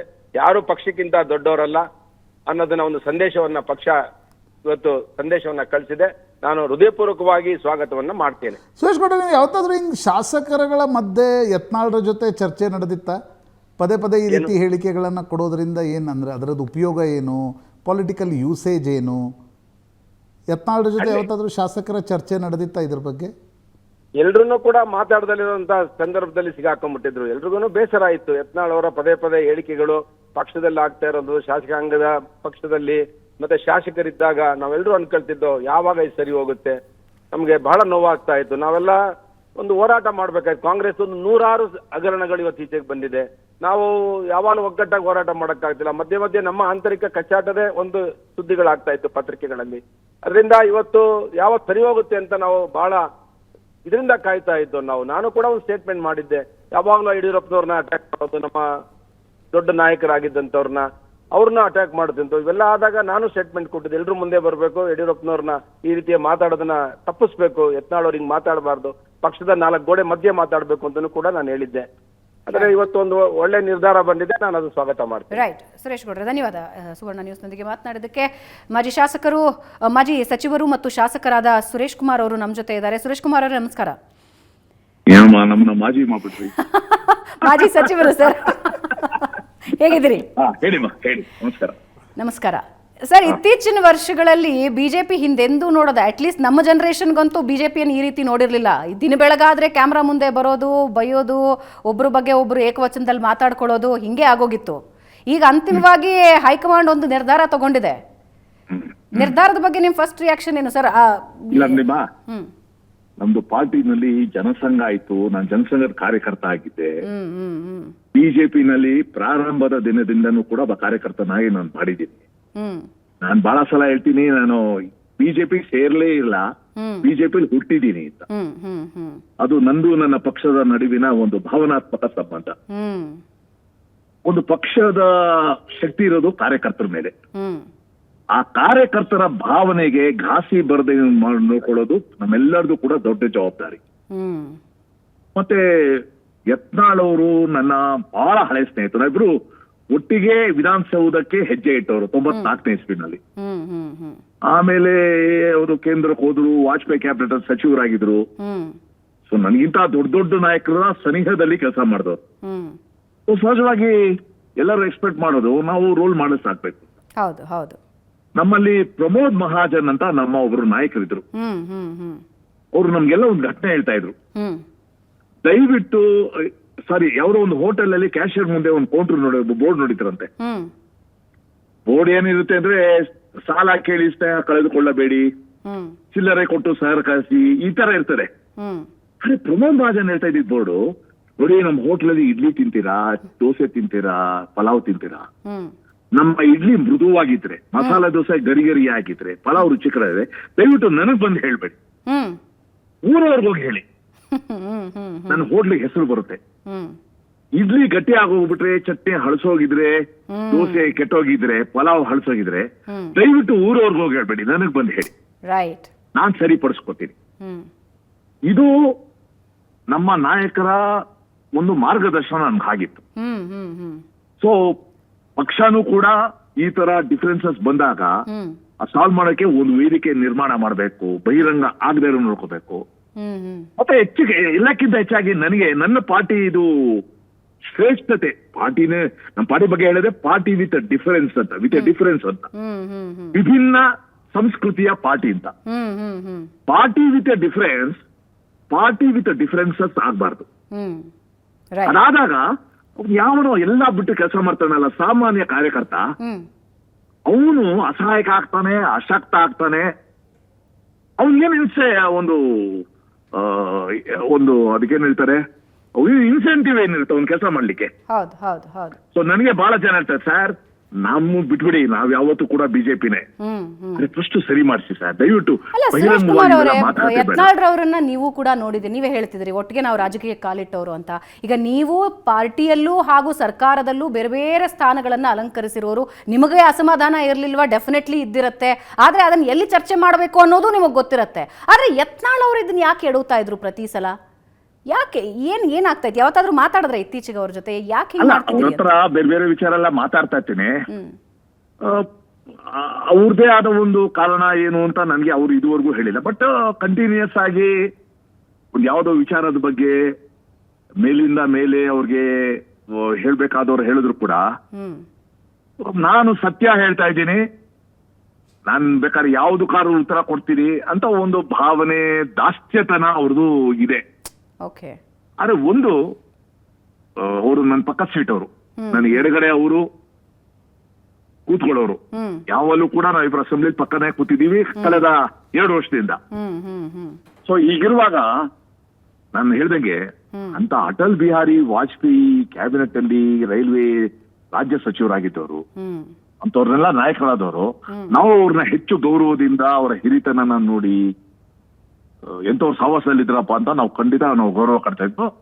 ಆದ್ರೆ ಒಂದು ನಾವೆಲ್ಲರೂ ಕೂಡ ಬೇಸಿಕ್ ಅಂತ ತಿಳ್ಕೊಬೇಕು, ನಾವು ಮಾತಾಡೋದು ಕೇವಲ ಒಬ್ಬ ಪತ್ರಕರ್ತನ ಜೊತೆ ಅಥವಾ ಪತ್ರಕರ್ತರ ಗೋಷ್ಠಿಯಲ್ಲಿ ನಾನು ಮಾತಾಡಲ್ಲ, ಅದರ ಪರಿಣಾಮ ಸಮಾಜದಲ್ಲಿರುವ ಸಾಮಾನ್ಯ ಕಾರ್ಯಕರ್ತನ ಮೇಲೆ ಆಗತ್ತೆ, ಬಿಜೆಪಿ ಮತದಾರನ ಮೇಲೆ ಆಗತ್ತೆ. ಇದನ್ನ ನಾವು ಯಾವತ್ತೂ ಕೂಡ ಬೇಸ್ ಲೈನ್ ಆಗಿ ಇಟ್ಕೊಂಡು ನಾವು ಮಾತಾಡ್ಬೇಕು. ಆದ್ರೆ ಇದಕ್ಕೆ ಸೇರಿಗೆ ಸವಾ ಸೇರು ಅನ್ನಂಗ್ ಶುರು ಆಯ್ತು ಸುರೇಶ್ ಕುಮಾರ್ ಅವರೇ. ನನ್ನ ಪ್ರಶ್ನೆ ಇದೆ, ಇಷ್ಟು ಟೈಮ್ ಬೇಕಾಯ್ತಾ ಬಿಜೆಪಿಗೆ? ಹಿಂಗಿದ್ದೊಂದು ಉಚ್ಚಾಟನೆ ಅಲ್ಲ, ಅಟ್ಲೀಸ್ಟ್ ಸಮಸ್ಯೆ ಪರಿಹಾರಕ್ಕೆ ಹಿಂಗಿದ್ದು ಇಷ್ಟೊಂದು ಟೈಮ್ ಬೇಕಾಯ್ತಾ? 2 ವರ್ಷ ಬೇಕಾಯ್ತಾ ಸರ್ಕಾರ? ಸಾಮಾನ್ಯ ಕಾರ್ಯಕರ್ತರಿಗೂ ಬಿಜೆಪಿ ಅಂತ ಪಾರ್ಟಿನಲ್ಲಿ ಈ ರೀತಿ ಸಮಸ್ಯೆ ಬಂದ್ರೆ ಬೇಗ ಅದನ್ನ ಒಂದನ್ನ ಸಾಲ್ವ್ ಮಾಡ್ಬೇಕು, ಸೊಲ್ಯೂಷನ್ ಮಾಡ್ಬೇಕು, ಕರೆದು ಮಾತಾಡ್ಬೇಕು ಅನ್ನೋದು ಸಾಮಾನ್ಯ ಕಾರ್ಯಕರ್ತರ ಭಾವನೆ ಇದೆ. ಪ್ರಾಯಶಃ ನಮ್ಮ ಹಿರಿಯರೇನಿದ್ದಾರೆ, ಪ್ರಮುಖರಿದ್ದಾರೆ, ಅವ್ರದೇ ಆದ ಕಾರ್ಯದೊತ್ತಡದಿಂದನೋ ಅಥವಾ ಇವ್ರ ಖರ್ಚು ಮಾತು ಆಡಿರ್ಬೋದು. I don't know, I am not privy to those things. ಖರ್ಚು ಮಾತು ಆಡಿರ್ಬೋದು. ಬಟ್ ನನ್ಗಂತ ಅದೇನೋ ಭಗವಾನ್ ಕಿ ದುನಿಯಾ ಮೇ ದೇರೆ ಅಂದೇ ನಹಿ ಅಂತ ಹೇಳ್ತಾರೆ. ತಡವಾಗಾದ್ರೂ ಕೂಡ ಏನೋ ಡಿಸಿಷನ್ ತಗೊಂಡಿದ್ದಾರೆ. ಆದ್ರೆ ಇದು ಎಲ್ಲರಿಗೂ ಕೂಡ, ನನ್ನೂ ಸೇರಿದಾಗ ನಮ್ಮೆಲ್ಲರಿಗೂ ಕೂಡ ಇದೊಂದು ಮಾರ್ಗದರ್ಶಕ ಆಗ್ಬೇಕು, ಪಾಠ ಹೇಳ್ಬೇಕು. ನಾವೆಲ್ಲರೂ ಪಕ್ಷನ ಸದೃಢಗೊಳಿಸೋದ್ರಲ್ಲಿ ಪ್ರಯತ್ನ ಪಡ್ಬೇಕು ಹೊರತು ಪಕ್ಷನ ದುರ್ಬಲಗೊಳಿಸಬಾರ್ದು. ಸರ್, ಈ ಆಚೆ ಬಂದು ಹೇಳಿಕೆಗಳನ್ನು ಕೊಡೋದು ಇಲ್ಲಿಗೆ ನಿಲ್ಲುತ್ತಾ? ನಿಲ್ಲಬೇಕು ಅನ್ನೋದು ಎಲ್ಲರದು ಆಶಯ. ಓಕೆ, ಈಗ ಇರ್ಬೇಕು ಅನ್ನೋದು ಒಂದು ಒಂದು ಕಡೆ ಹೇಳ. ವಿಜಯೇಂದ್ರ ಬಣದಿಂದಾನು ಬಂದು ಬೇರೆ ಬೇರೆ ಹೇಳಿಕೆಗಳನ್ನ, ಏಕವಚನದ ಹೇಳಿಕೆಗಳನ್ನ, ಯತ್ನಾಳ್ ಬಣದಿಂದಾನು ಬಂದು ಎರಡೂ ಕೈ ಸೇರಿ ಚಪ್ಪಾಳೆ ಬಂದಿದೆ ಸರ್. ಅಲ್ಲ, ನಾನು 100ಕ್ಕೆ 100 ಒಪ್ಕೋತೀನಿ. ನಾನು ಹೇಳ್ತೀನಿ, ರಾಜಕೀಯದಲ್ಲಿ ಈ ಬಣ ಅನ್ನೋ ಒಂದು ಪದ್ಧತಿ ಸಂಸ್ಕೃತಿ ಹೋಗ್ಬಿಡ್ಬೇಕು. ಹ್ಮ್ ನಾವೆಲ್ಲ ಕಮಲ ಬಣ ಅನ್ನೋದು ನಾವು ಪಡ್ಕೋಬೇಕು. ಹ್ಮ್ ಆ ಕಮಲ ಇಲ್ಲದೆ ಇದ್ರೆ ನಮ್ಮನ್ನ ಯಾರು ಸೊಸೈಟಿಲಿ ಗುರ್ಸೋದಿಲ್ಲ. ಸರ್, ನೀವು ಯಾರು ಅಂದ್ರೆ ಪ್ರಯತ್ನಗಳಾದವಾ ಸರ್ ನಿಮ್ಮ ಕಡೆಯಿಂದಾಗ್ಲಿ ಅಥವಾ? ಆಗಿರ್ತದೆ, ಖಂಡಿತ ಆಗಿರ್ತದೆ. ಹಾ ನಮ್ಮ ಮಾತುಗಳು ಹೇಳಿರ್ತೀವಿ, ಅವರು ಕೂಡ ಹೇಳಿರ್ತಾರೆ, ಅವ್ರದೇ ಯಾವ್ದೋ ಒಂದು ಕಾರಣ ಕೊಟ್ಟಿರ್ತಾರೆ, ಬೇರೆ ಪ್ರಶ್ನೆ. ಬಟ್ ನಮ್ದೆಲ್ಲರದು ಕೂಡ ಅಲ್ಟಿಮೇಟ್ ಇರೋದು ಅಂಡ್ ಹೆಚ್ಚು ಕಡಿಮೆ ಒಂದು ಸಂಘದ ಹಿನ್ನೆಲೆಯಲ್ಲಿ ಬಂದವ್ರಿಗೆ ಒಂದು ಸಂಘಟನೆ, ಪಕ್ಷ, ಅದರ ಹಿರಿಮೆ ಯಾವತ್ತೂ ಕೂಡ ಮುಖ್ಯ ಆಗ್ಬೇಕು. ರೈಟ್ ರೈಟ್ ರೈಟ್ ಓಕೆ, ಧನ್ಯವಾದ Thank you. ಧನ್ಯವಾದ Thank you. ಸುರೇಶ್ ಕುಮಾರ್ ಅವರೇ. ಬಿಜೆಪಿಯ ಶಾಸಕ ಸುರೇಶ್ ಕುಮಾರ್ ಅವರು ಮಾತನಾಡ್ತಾ ಈಗಲಾದ್ರೂ ಈ ಬಣಬಡಿದಾಟ ನಿಲ್ಲಬೇಕು ಅಂತ. ಪರಿಷತ್ ವಿಪಕ್ಷ ನಾಯಕ ಚಲವಾದಿ ನಾರಾಯಣಸ್ವಾಮಿ ಅವರು ನಮ್ಮ ಜೊತೆ ಇದ್ದಾರೆ. ಸರ್ ನಮಸ್ಕಾರ. ಅಂತಿಮವಾಗಿ ಹೈಕಮಾಂಡ್ ನಿಂದ ಒಂದು ನಿರ್ಧಾರ ಬಂದಿದೆ ಸರ್. 2 ವರ್ಷ ಬೇಕಾಯ್ತು ಈ ಬಣ ಬಡಿದಾಟಕ್ಕೆ ಒಂದು ನಿರ್ಧಾರ ತೆಗೆದುಕೊಳ್ಳೋದಕ್ಕೆ. ಯತ್ನಾಳ್ ಉಚ್ಚಾಟನೆಯನ್ನ ಯಾವ ರೀತಿ ನೋಡ್ತೀರಿ ನೀವು? ನೋಡಿ, ಇದು ಹೈಕಮಾಂಡ್ನ ತೀರ್ಮಾನ. ಸೊ ಯಾವ ಉದ್ದೇಶಕ್ಕೆ ಏನು ವಿಚಾರವನ್ನ ಅವ್ರು ಇಟ್ಕೊಂಡು ಇದು ಮಾಡಿದ್ದಾರೆ ಅಂತಕ್ಕಂಥದ್ದು ಅವ್ರಿಗೆ ಮಾತ್ರ ಗೊತ್ತು. ಆದ್ರೆ ಪಕ್ಷದಲ್ಲಿ ಒಂದು ಶಿಸ್ತಿನ ವಿಚಾರ ಬಹುಕಾಲದಿಂದ ಚರ್ಚೆಯಲ್ಲಿತ್ತು. ಆ ಕಾರಣಕ್ಕೆ ಇವತ್ತಿನ ದಿವಸ ಹೈಕಮಾಂಡ್ ಒಂದು ತೀರ್ಮಾನಕ್ಕೆ ಬಂದಿದೆ. ಆದ್ರಿಂದಾಗಿ ಇದು ಬಹಳ ಸಂಭ್ರಮದ ವಿಷಯ ಅಂತ ನಾನೇನು ಹೇಳೋದಿಲ್ಲ. ಆದ್ರೆ ಈಗ ಪಕ್ಷದ ಶಿಸ್ತನ್ನೂ ಕಾಪಾಡಬೇಕು, ನಾಯಕರನ್ನೂ ನಾವು ಹಿಡಿದು ಇಟ್ಕೊಳ್ಬೇಕು. ಆದ್ರೆ ಈಗ ರಾಜ್ಯದಲ್ಲಿ ಬಹಳಷ್ಟು ಜನರು ಏನು ಇಂಥ ಪರಿಸ್ಥಿತಿ ಇದೆಯಲ್ಲ ಅನ್ನೋ ಒಂದು ಇದಕ್ ಬಂದಿದ್ರು. ಆದ್ರಿಂದ ಇವತ್ತು ಹೈಕಮಾಂಡು ತನ್ನ ನಿರ್ಧಾರವನ್ನ ಪ್ರಕಟಿಸಿದಾಗ ಇದು ನಾವು ಅನಿವಾರ್ಯವಾಗಿ ಅದನ್ನ ಒಪ್ಪಬೇಕಾಗ್ತದೆ ಅಷ್ಟೇ. ಇದು ಒಂದು ರೀತಿಯ ಅನಿವಾರ್ಯ ಸಂದರ್ಭ ಅಂತ ಹೇಳಲಿಕ್ಕೆ ಬಯಸ್ತೇವೆ. ಸರ್, ಈ ಅನಿವಾರ್ಯತೆ ಯಾಕೆ ಸೃಷ್ಟಿ ಆಯ್ತು ಅನ್ನೋದು ಪ್ರಶ್ನೆ. ಅಂದ್ರೆ ಆರಂಭಿಕ ಹಂತದಲ್ಲೇ ಒಂದು ಚೂರು ಇದನ್ನ ಸರಿ ಮಾಡ್ಬಿಟ್ಟಿದ್ರೆ ಆಗ್ತಿತ್ತು.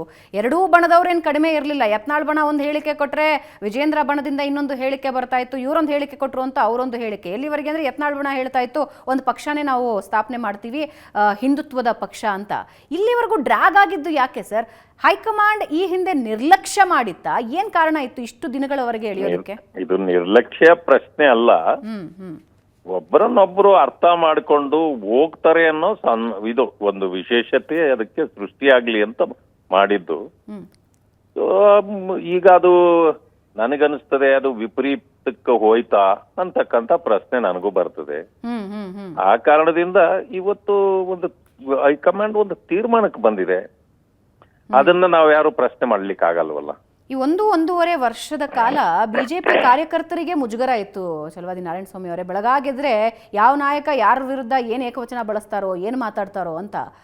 ಆ ಮಟ್ಟಿಗೆ ದಿನ ಬೆಳಗಾದ್ರೆ ಬಿಜೆಪಿ ನಾಯಕರು ಒಬ್ಬರ ಬಗ್ಗೆ ಒಬ್ಬರು ಬಡದಾಡ್ಕೊಳ್ಳೋ ಪರಿಸ್ಥಿತಿಗೆ ತಂದಿಟ್ಟಿದ್ರು. ಅಧಿಕಾರದಲ್ಲಿದ್ರೆ ಸರ್ಕಾರ ಇದ್ರೆ ಸರ್ಕಾರದಲ್ಲಿ ಅಧಿಕಾರ ಬೇಕು ಅನ್ನೋ ಕಾರಣಕ್ಕೆ ಜಗಳ ಆಡೋದು ಬೇರೆ, ವಿಪಕ್ಷವಾಗಿ ಒಟ್ಟಿಗೆ ಹೋಗೋದಕ್ಕೂ ಒದ್ದಾಡ್ತಾ ಇದ್ರು. ಅದಕ್ಕೆ ನಾನು ಕೂಡ ಹೇಳ್ತಿರ್ತಾಗ ಅನೇಕ ಸಾರಿ ಹೇಳಿದ್ದೇನೆ, ನಮಗೆ ಈ ಒಂದು ಭ್ರಷ್ಟ ಕಾಂಗ್ರೆಸ್ ಸರ್ಕಾರ ರಾಜ್ಯದಲ್ಲಿ ಬಂದ್ಬಿಟ್ಟಿದೆ. ಅದರ ವಿರುದ್ಧ ಹೋರಾಡುವ ಬದಲು ನಮ್ಮಲ್ಲೇ ಹೋರಾಟದ ಮನೋಭಾವನೆಗಳು ಬಂದಿದ್ದು ಇದು ಸರಿಯಾದ ಕ್ರಮ ಅಲ್ಲ. ಬಟ್ ಇದನ್ನ ನಾವು ಕುಳಿತು ಬಗೆಹರಿಸ್ಕೊಳ್ಬೇಕು ಅಂತ ಹೇಳಿ ನಾನು ಎಲ್ಲರಲ್ಲೂ ಮನವಿ ಮಾಡಿದ್ದೇನೆ. ಸರ್, ಏನ್ ಬರ್ತಿತ್ತು ಸರ್ ಇಬ್ಬರಿಂದ ಉತ್ತರ? ನೀವು ಖಂಡಿತ ನೀವೆಲ್ಲರೂ ಪ್ರಯತ್ನ ಪಟ್ಟಿರ್ತೀರಾ. ಮಾಡ್ತಾ ಇದ್ದೀವಿ ಇಷ್ಟೇ ಪ್ರಶ್ನೆ ಬರ್ತಿತ್ತು. ಆದ್ರೆ ನಾವು ನಮ್ಮ ಇತಿಮಿತಿಯಲ್ಲಿ ಇದು ಬರ್ತಕ್ಕಂಥದ್ದಲ್ಲ. ಆ ಕಾರಣದಿಂದ ನಾವು ಮಾಡೋದಂದ್ರೆ ಅಷ್ಟೇ ಇತ್ತು, ಮಾಡ್ತಾ ಇದ್ವಿ ನಮ್ಮ ಪ್ರಯತ್ನಗಳು. ಯಾಕಂದ್ರೆ ಪಕ್ಷವನ್ನ ಒಗ್ಗಟ್ಟಾಗಿಡೋದು ಪ್ರತಿಯೊಬ್ಬರ ಕರ್ತವ್ಯ ಆಗ್ಬೇಕು. ಆ ಕಾರಣದಿಂದ ನಮ್ಮ ಇತಿಮಿತಿಯಲ್ಲಿ ಏನು ಮಾಡಬಹುದೋ ಅದನ್ನೆಲ್ಲಾನು ನಾವು ಮಾಡಿದ್ವಿ. ಆದ್ರೆ ಇವತ್ತು ನನಗನ್ಸ್ತದೆ ಇದು ಕೈ ಮೀರಿ ಹೋಗಿದೆ ಅಂತ. ಮುಂದ್ ಸರಿ ಹೋಗ್ಬೋದಾ ಸರ್ ಈ ಒಂದು ನಿರ್ಧಾರದಿಂದ, ಅಥವಾ ಈಗ ಕಂಟಿನ್ಯೂ ಆಗತ್ತವೆ? ಇನ್ನು ಉಳಿದ ನಾಯಕರಿದ್ದಾರೆ ಯತ್ನಾಳ್ ಬಣದಿಂದ, ಹಾಗೆ ವಿಜೇಂದ್ರ ಬಣನೂ ಏನ್ ಹಿಂದೆ ಬಿದ್ದಿಲ್ಲ. ಎಲ್ಲಕ್ಕೂ ಹೈಕಮಾಂಡೇ ಉತ್ತರ. ರೈಟ್ ಸರ್, ಧನ್ಯವಾದ ಚಲವಾದಿ ನಾರಾಯಣಸ್ವಾಮಿ ಅವರೇ. ಸತ್ಯವಂತರಿಗಿದು ಕಾಲವಲ್ಲ, ದುಷ್ಟ ಜನರಿಗೆ ಇದು ಸುಭಿಕ್ಷ ಕಾಲ. ಯತ್ನಾಳ್ ಟ್ವೀಟ್ ಇದು.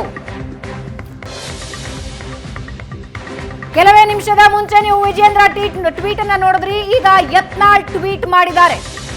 ಸತ್ಯವಂತರಿಗಿದು ಕಾಲವಲ್ಲ, ದುಷ್ಟ ಜನರಿಗೆ ಇದು ಸುಭಿಕ್ಷ ಕಾಲ.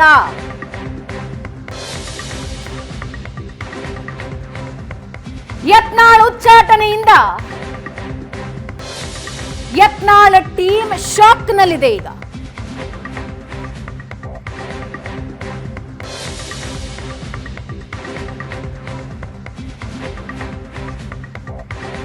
ವಂಶವಾದದ ರಾಜಕಾರಣ, ಭ್ರಷ್ಟಾಚಾರ ವಿರೋಧಿಸಿದ್ದಕ್ಕೆ ಉಚ್ಚಾಟನೆ.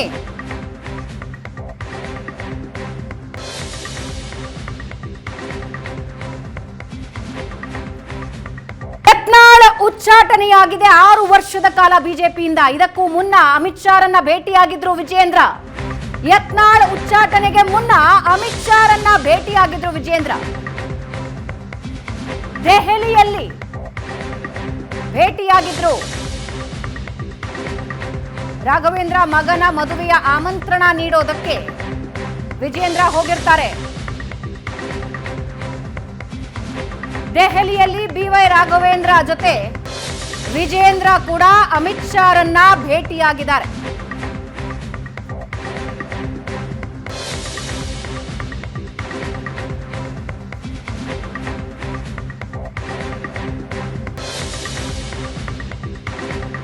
ಭೇಟಿಯಾಗಿರೋ ಫೋಟೋಸ್ ನೀವು ನೋಡ್ತಾ ಇದ್ದೀರಾ.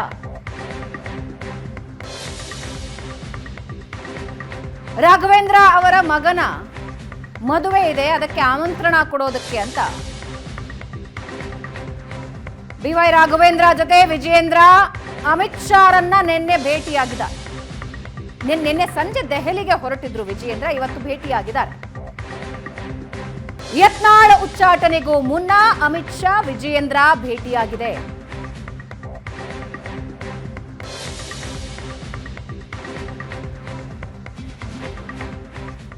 ಯತ್ನಾಳ್ ಪಕ್ಷಕ್ಕೆ ಮುಜುಗರ ಆಗುವ ರೀತಿ ನಡೆದುಕೊಂಡಿದ್ರು.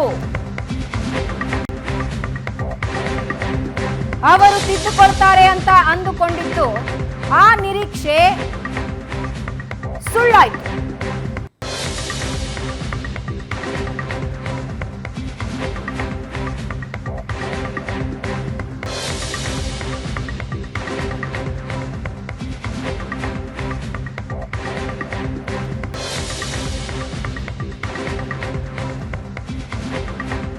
ಪಕ್ಷದ ನಾಯಕರ ವಿರುದ್ಧವಾಗಿ ಅಶಿಸ್ತಿನಿಂದ ವರ್ತಿಸುವಂಥದ್ದು, ಅವರ ವಿರುದ್ಧವಾಗಿ ಹೇಳಿಕೆಗಳನ್ನು ಕೊಡ್ತಕ್ಕಂಥದ್ದು, ಪಕ್ಷಕ್ಕೆ ಮುಜುಗರ ಆಗೋ ರೀತಿಯಲ್ಲಿ ಹೇಳಿಕೆಗಳನ್ನು ಬಿಡುಗಡೆ ಮಾಡ್ತಕ್ಕಂಥದ್ದು ಸುಮಾರು ವರ್ಷಗಳಿಂದ ಇವರು ಮಾಡ್ಕೊಂಡು ಬಂದರು.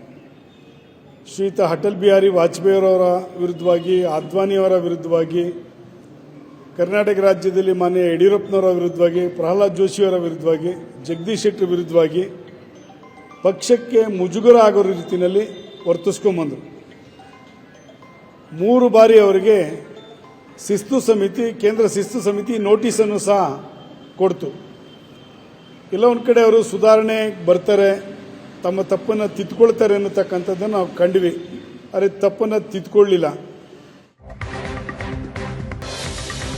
ಯತ್ನಾಳ್ ಉಚ್ಚಾಟನೆಯಿಂದ ಬಿಜೆಪಿಯಲ್ಲಿ ಕ್ಷಿಪ್ರ ಬೆಳವಣಿಗೆಗಳು ನಡೀತಾ ಇದೆ. ಒಂದು ಕಡೆ ವಿಜಯೇಂದ್ರ ಬಣ, ಮತ್ತೊಂದು ಕಡೆ ಯತ್ನಾಳ್ ಬಣ, ಎರಡಕ್ಕೂ ಚುರುಕು ಮುಟ್ಟಿಸುವ ಪ್ರಯತ್ನ ಬಿಜೆಪಿ ಹೈಕಮಾಂಡ್ ನಿಂದ ನಡೆದಿದೆ.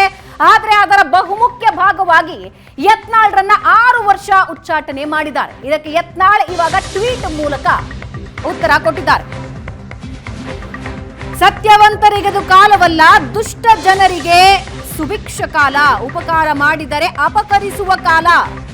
ಸಕಲವು ತಿಳಿದವರಿಗೆ ದುರ್ಭಿಕ್ಷ ಕಾಲ. ಧರ್ಮ ಮಾಡುವಗೆ ನಿರ್ಮೂಲವಾಗುವ ಕಾಲ. ಕರ್ಮಿ ಪಾತಕರಿಗೆ ಬಹುಸೌಖ್ಯ ಕಾಲ ಅಂತ ಯತ್ನಾಳ್ ಟ್ವೀಟ್ ಮಾಡಿದ್ದಾರೆ. ಸತ್ಯವಂತರಿಗಿದು ಕಾಲವಲ್ಲ ಅಂತ. ಪಕ್ಷ ಸುಧಾರಣೆಯಾಗಬೇಕು ಅಂತ ಒತ್ತಾಯಿಸಿದ್ದಕ್ಕೆ ಉಚ್ಚಾಟನೆ. ಉತ್ತರ ಕರ್ನಾಟಕದ ಅಭಿವೃದ್ಧಿಗೆ ಒತ್ತಾಯಿಸಿದ್ದಕ್ಕೆ ಉಚ್ಚಾಟನೆ.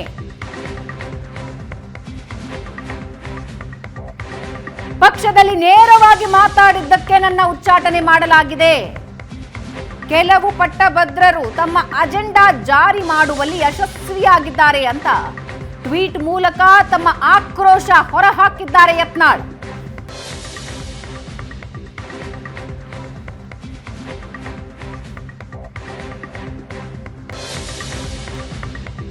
ಯತ್ನಾಳರ ಟ್ವೀಟ್ ಅನ್ನ ನಮ್ಮ ಸ್ಕ್ರೀನ್ ನಲ್ಲಿ ನೀವು ನೋಡ್ತಾ ಇದ್ದೀರಿ. ಹಾಗಾದ್ರೆ ಇನ್ನು ವಿಜಯೇಂದ್ರ ಏನು ಟ್ವೀಟ್ ಮಾಡಿದ್ದಾರೆ ಅನ್ನೋದನ್ನ ನೋಡೋಣ. ಉಚ್ಚಾಟನೆಯ ಸುದ್ದಿ ಬ್ರೇಕ್ ಆದ ನಂತರ ಮೊದಲಿಗೆ ಟ್ವೀಟ್ ಮಾಡಿದ್ದು ವಿಜಯೇಂದ್ರ. ರಾಜ್ಯಾಧ್ಯಕ್ಷ ವಿಜಯೇಂದ್ರ ಟ್ವೀಟ್ ಮಾಡಿದ್ದು, ಪಕ್ಷದಲ್ಲಿ ಶಿಸ್ತು ಮತ್ತು ತ್ಯಾಗಕ್ಕೆ ಮೊದಲ ಆದ್ಯತೆ. ಶಿಸ್ತಿನ ವಿಷಯದಲ್ಲಿ ಪಕ್ಷದ ವರಿಷ್ಠರು ರಾಜಿ ಮಾಡಿಕೊಂಡಿಲ್ಲ.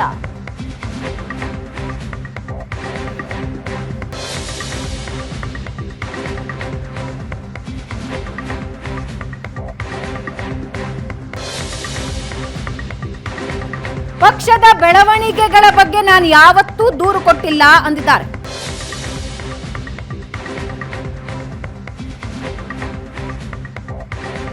ಪಕ್ಷದಲ್ಲಿ ಶಿಸ್ತು ತ್ಯಾಗಕ್ಕೆ ಮೊದಲ ಆದ್ಯತೆ. ಪಕ್ಷದ ಹಿರಿಯರು ಮತ್ತು ವರಿಷ್ಠರು ಈ ವಿಷಯದಲ್ಲಿ ಎಂದಿಗೂ ರಾಜಿ ಮಾಡಿಕೊಂಡಿರುವ ಉದಾಹರಣೆ ನಮ್ಮ ಮುಂದಿಲ್ಲ. ಸದ್ಯ ಬಸನಗೌಡ ಪಾಟೀಲ್ ಅವರ ವಿರುದ್ಧ ಶಿಸ್ತು ಕ್ರಮ. ವರಿಷ್ಠರು ಸುದೀರ್ಘ ಅವಧಿಯಿಂದ ಸ್ಥಿತಿಗತಿಗಳನ್ನು ಅವಲೋಕಿಸಿ ಅನಿವಾರ್ಯವಾಗಿ ತೆಗೆದುಕೊಂಡಿರುವ ಕ್ರಮವಾಗಿರುತ್ತದೆ ಅಂತ ಟ್ವೀಟ್ ಮಾಡಿದ್ದಾರೆ.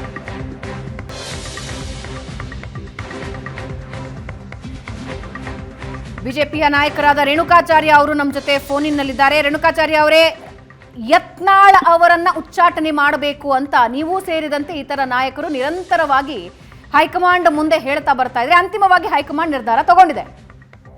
ಒಂದು ನೋಡಿ ಮೇಡಮ್, ಬಸನಗೌಡ ಪಾಟೀಲ್ ಯತ್ನಾಳು ನನಗೇನು ವೈರಿ ಅಲ್ಲ, ನಮ್ಮವ್ರ ಮಧ್ಯೆ ಸಂಘರ್ಷ ಇಲ್ಲ. ನಾವು ಅನಗತ್ಯವಾಗಿ ಯಡಿಯೂರಪ್ಪನವರ ವಿರುದ್ಧ ಕಳೆದ 5 ವರ್ಷಗಳಿಂದ ವಿಧಾನಸಭೆ ಒಳಗೆ ಹೊರಗೆ ಟೀಕೆ ಮಾಡಿದಾಗ ಇದು ಒಳ್ಳೇದಲ್ಲ ಅಂತ ನಾವು ಹೇಳಿದ್ವಿ.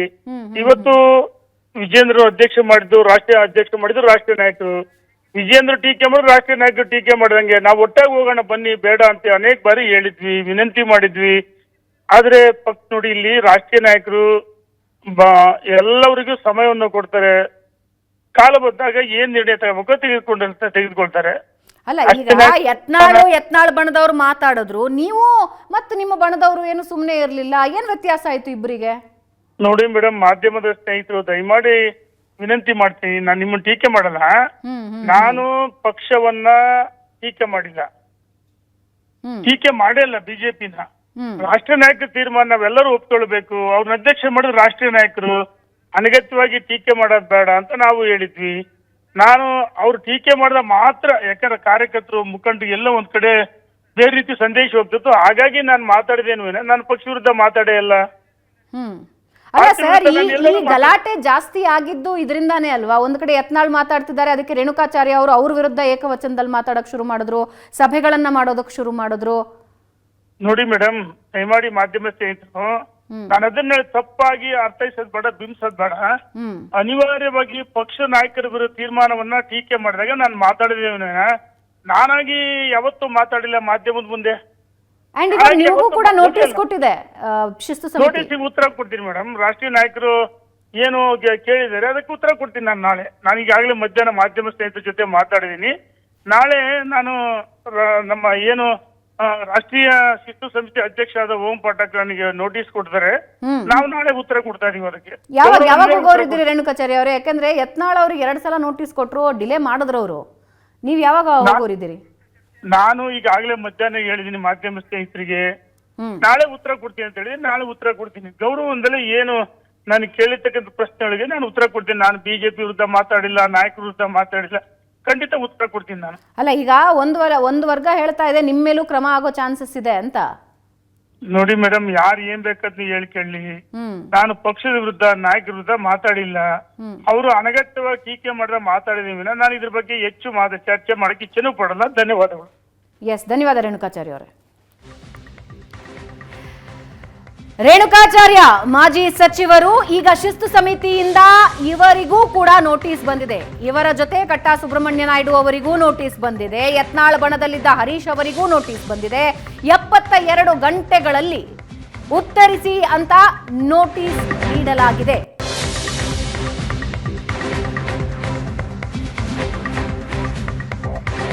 ಬಿಜೆಪಿಯಿಂದ 3ನೇ ಬಾರಿಗೆ ಬಸನಗೌಡ ಪಾಟೀಲ್ ಯತ್ನಾಳ್ ಉಚ್ಚಾಟನೆ.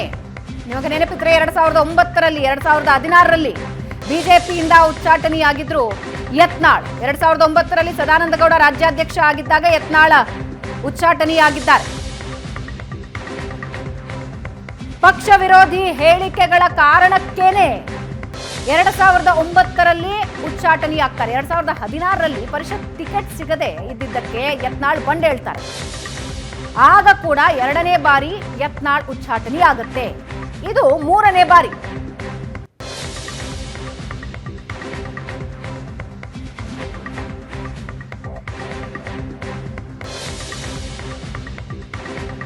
ಎರಡ್ 2018ರಲ್ಲಿ ಬಿಜೆಪಿಗೆ ಯತ್ನಾಳ್ ವಾಪಸ್ ಆಗಿರ್ತಾರೆ.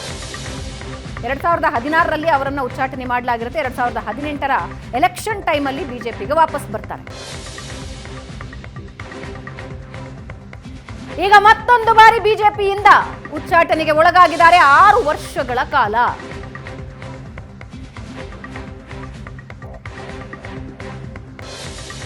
ಕಳೆದ ಬಾರಿಯ ಎಲೆಕ್ಷನ್ ಮುಗಿದಾದ ನಂತರದ ಬೆಳವಣಿಗೆಗಳನ್ನ ನೀವು ನೋಡ್ತಾ ಹೋಗೋದಾದ್ರೆ ನಿರಂತರವಾಗಿ ಯತ್ನಾಳ್ ವಿಜಯೇಂದ್ರ ಮತ್ತು ಬಿಎಸ್ವೈ ವಿರುದ್ಧ ವಾಗ್ದಾಳಿಯನ್ನ ನಡೆಸ್ತಾ ಬರ್ತಾ ಇದ್ದಾರೆ.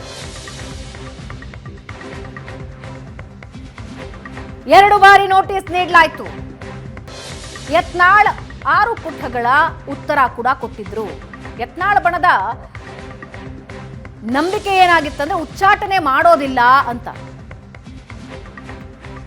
ಆದ್ರೆ ಮತ್ತೊಂದು ಬಣ ಹೇಳ್ತಾ ಇತ್ತು ನೀವು ನೋಡ್ತಾ ಇರಿ ಉಚ್ಚಾಟನೆ ಆಗತ್ತೆ ಅಂತ. ಅಂತಿಮವಾಗಿ ಶಿಸ್ತು ಸಮಿತಿ ನಿರ್ಧಾರ ತೆಗೆದುಕೊಂಡಿದ್ದು ಉಚ್ಚಾಟನೆ ಮಾಡಿದ. ಇದರ ಜೊತೆಗೆ ವಿಜೇಂದ್ರ ಬಣದ 2 ನೋಟಿಸ್ ಕೊಟ್ಟಿದ್ದಾರೆ. ಯತ್ನಾಳ್ ಬಣದ ಮತ್ತೊಬ್ಬರಿಗೆ ನೋಟಿಸ್ ಕೊಟ್ಟಿದ್ದಾರೆ. ಎಸ್ ಟಿ ಸೋಮಶೇಖರ್ ಹೆಬ್ಬಾರ್ಗೆ ನೋಟಿಸ್ ಕೊಟ್ಟಿದ್ದಾರೆ.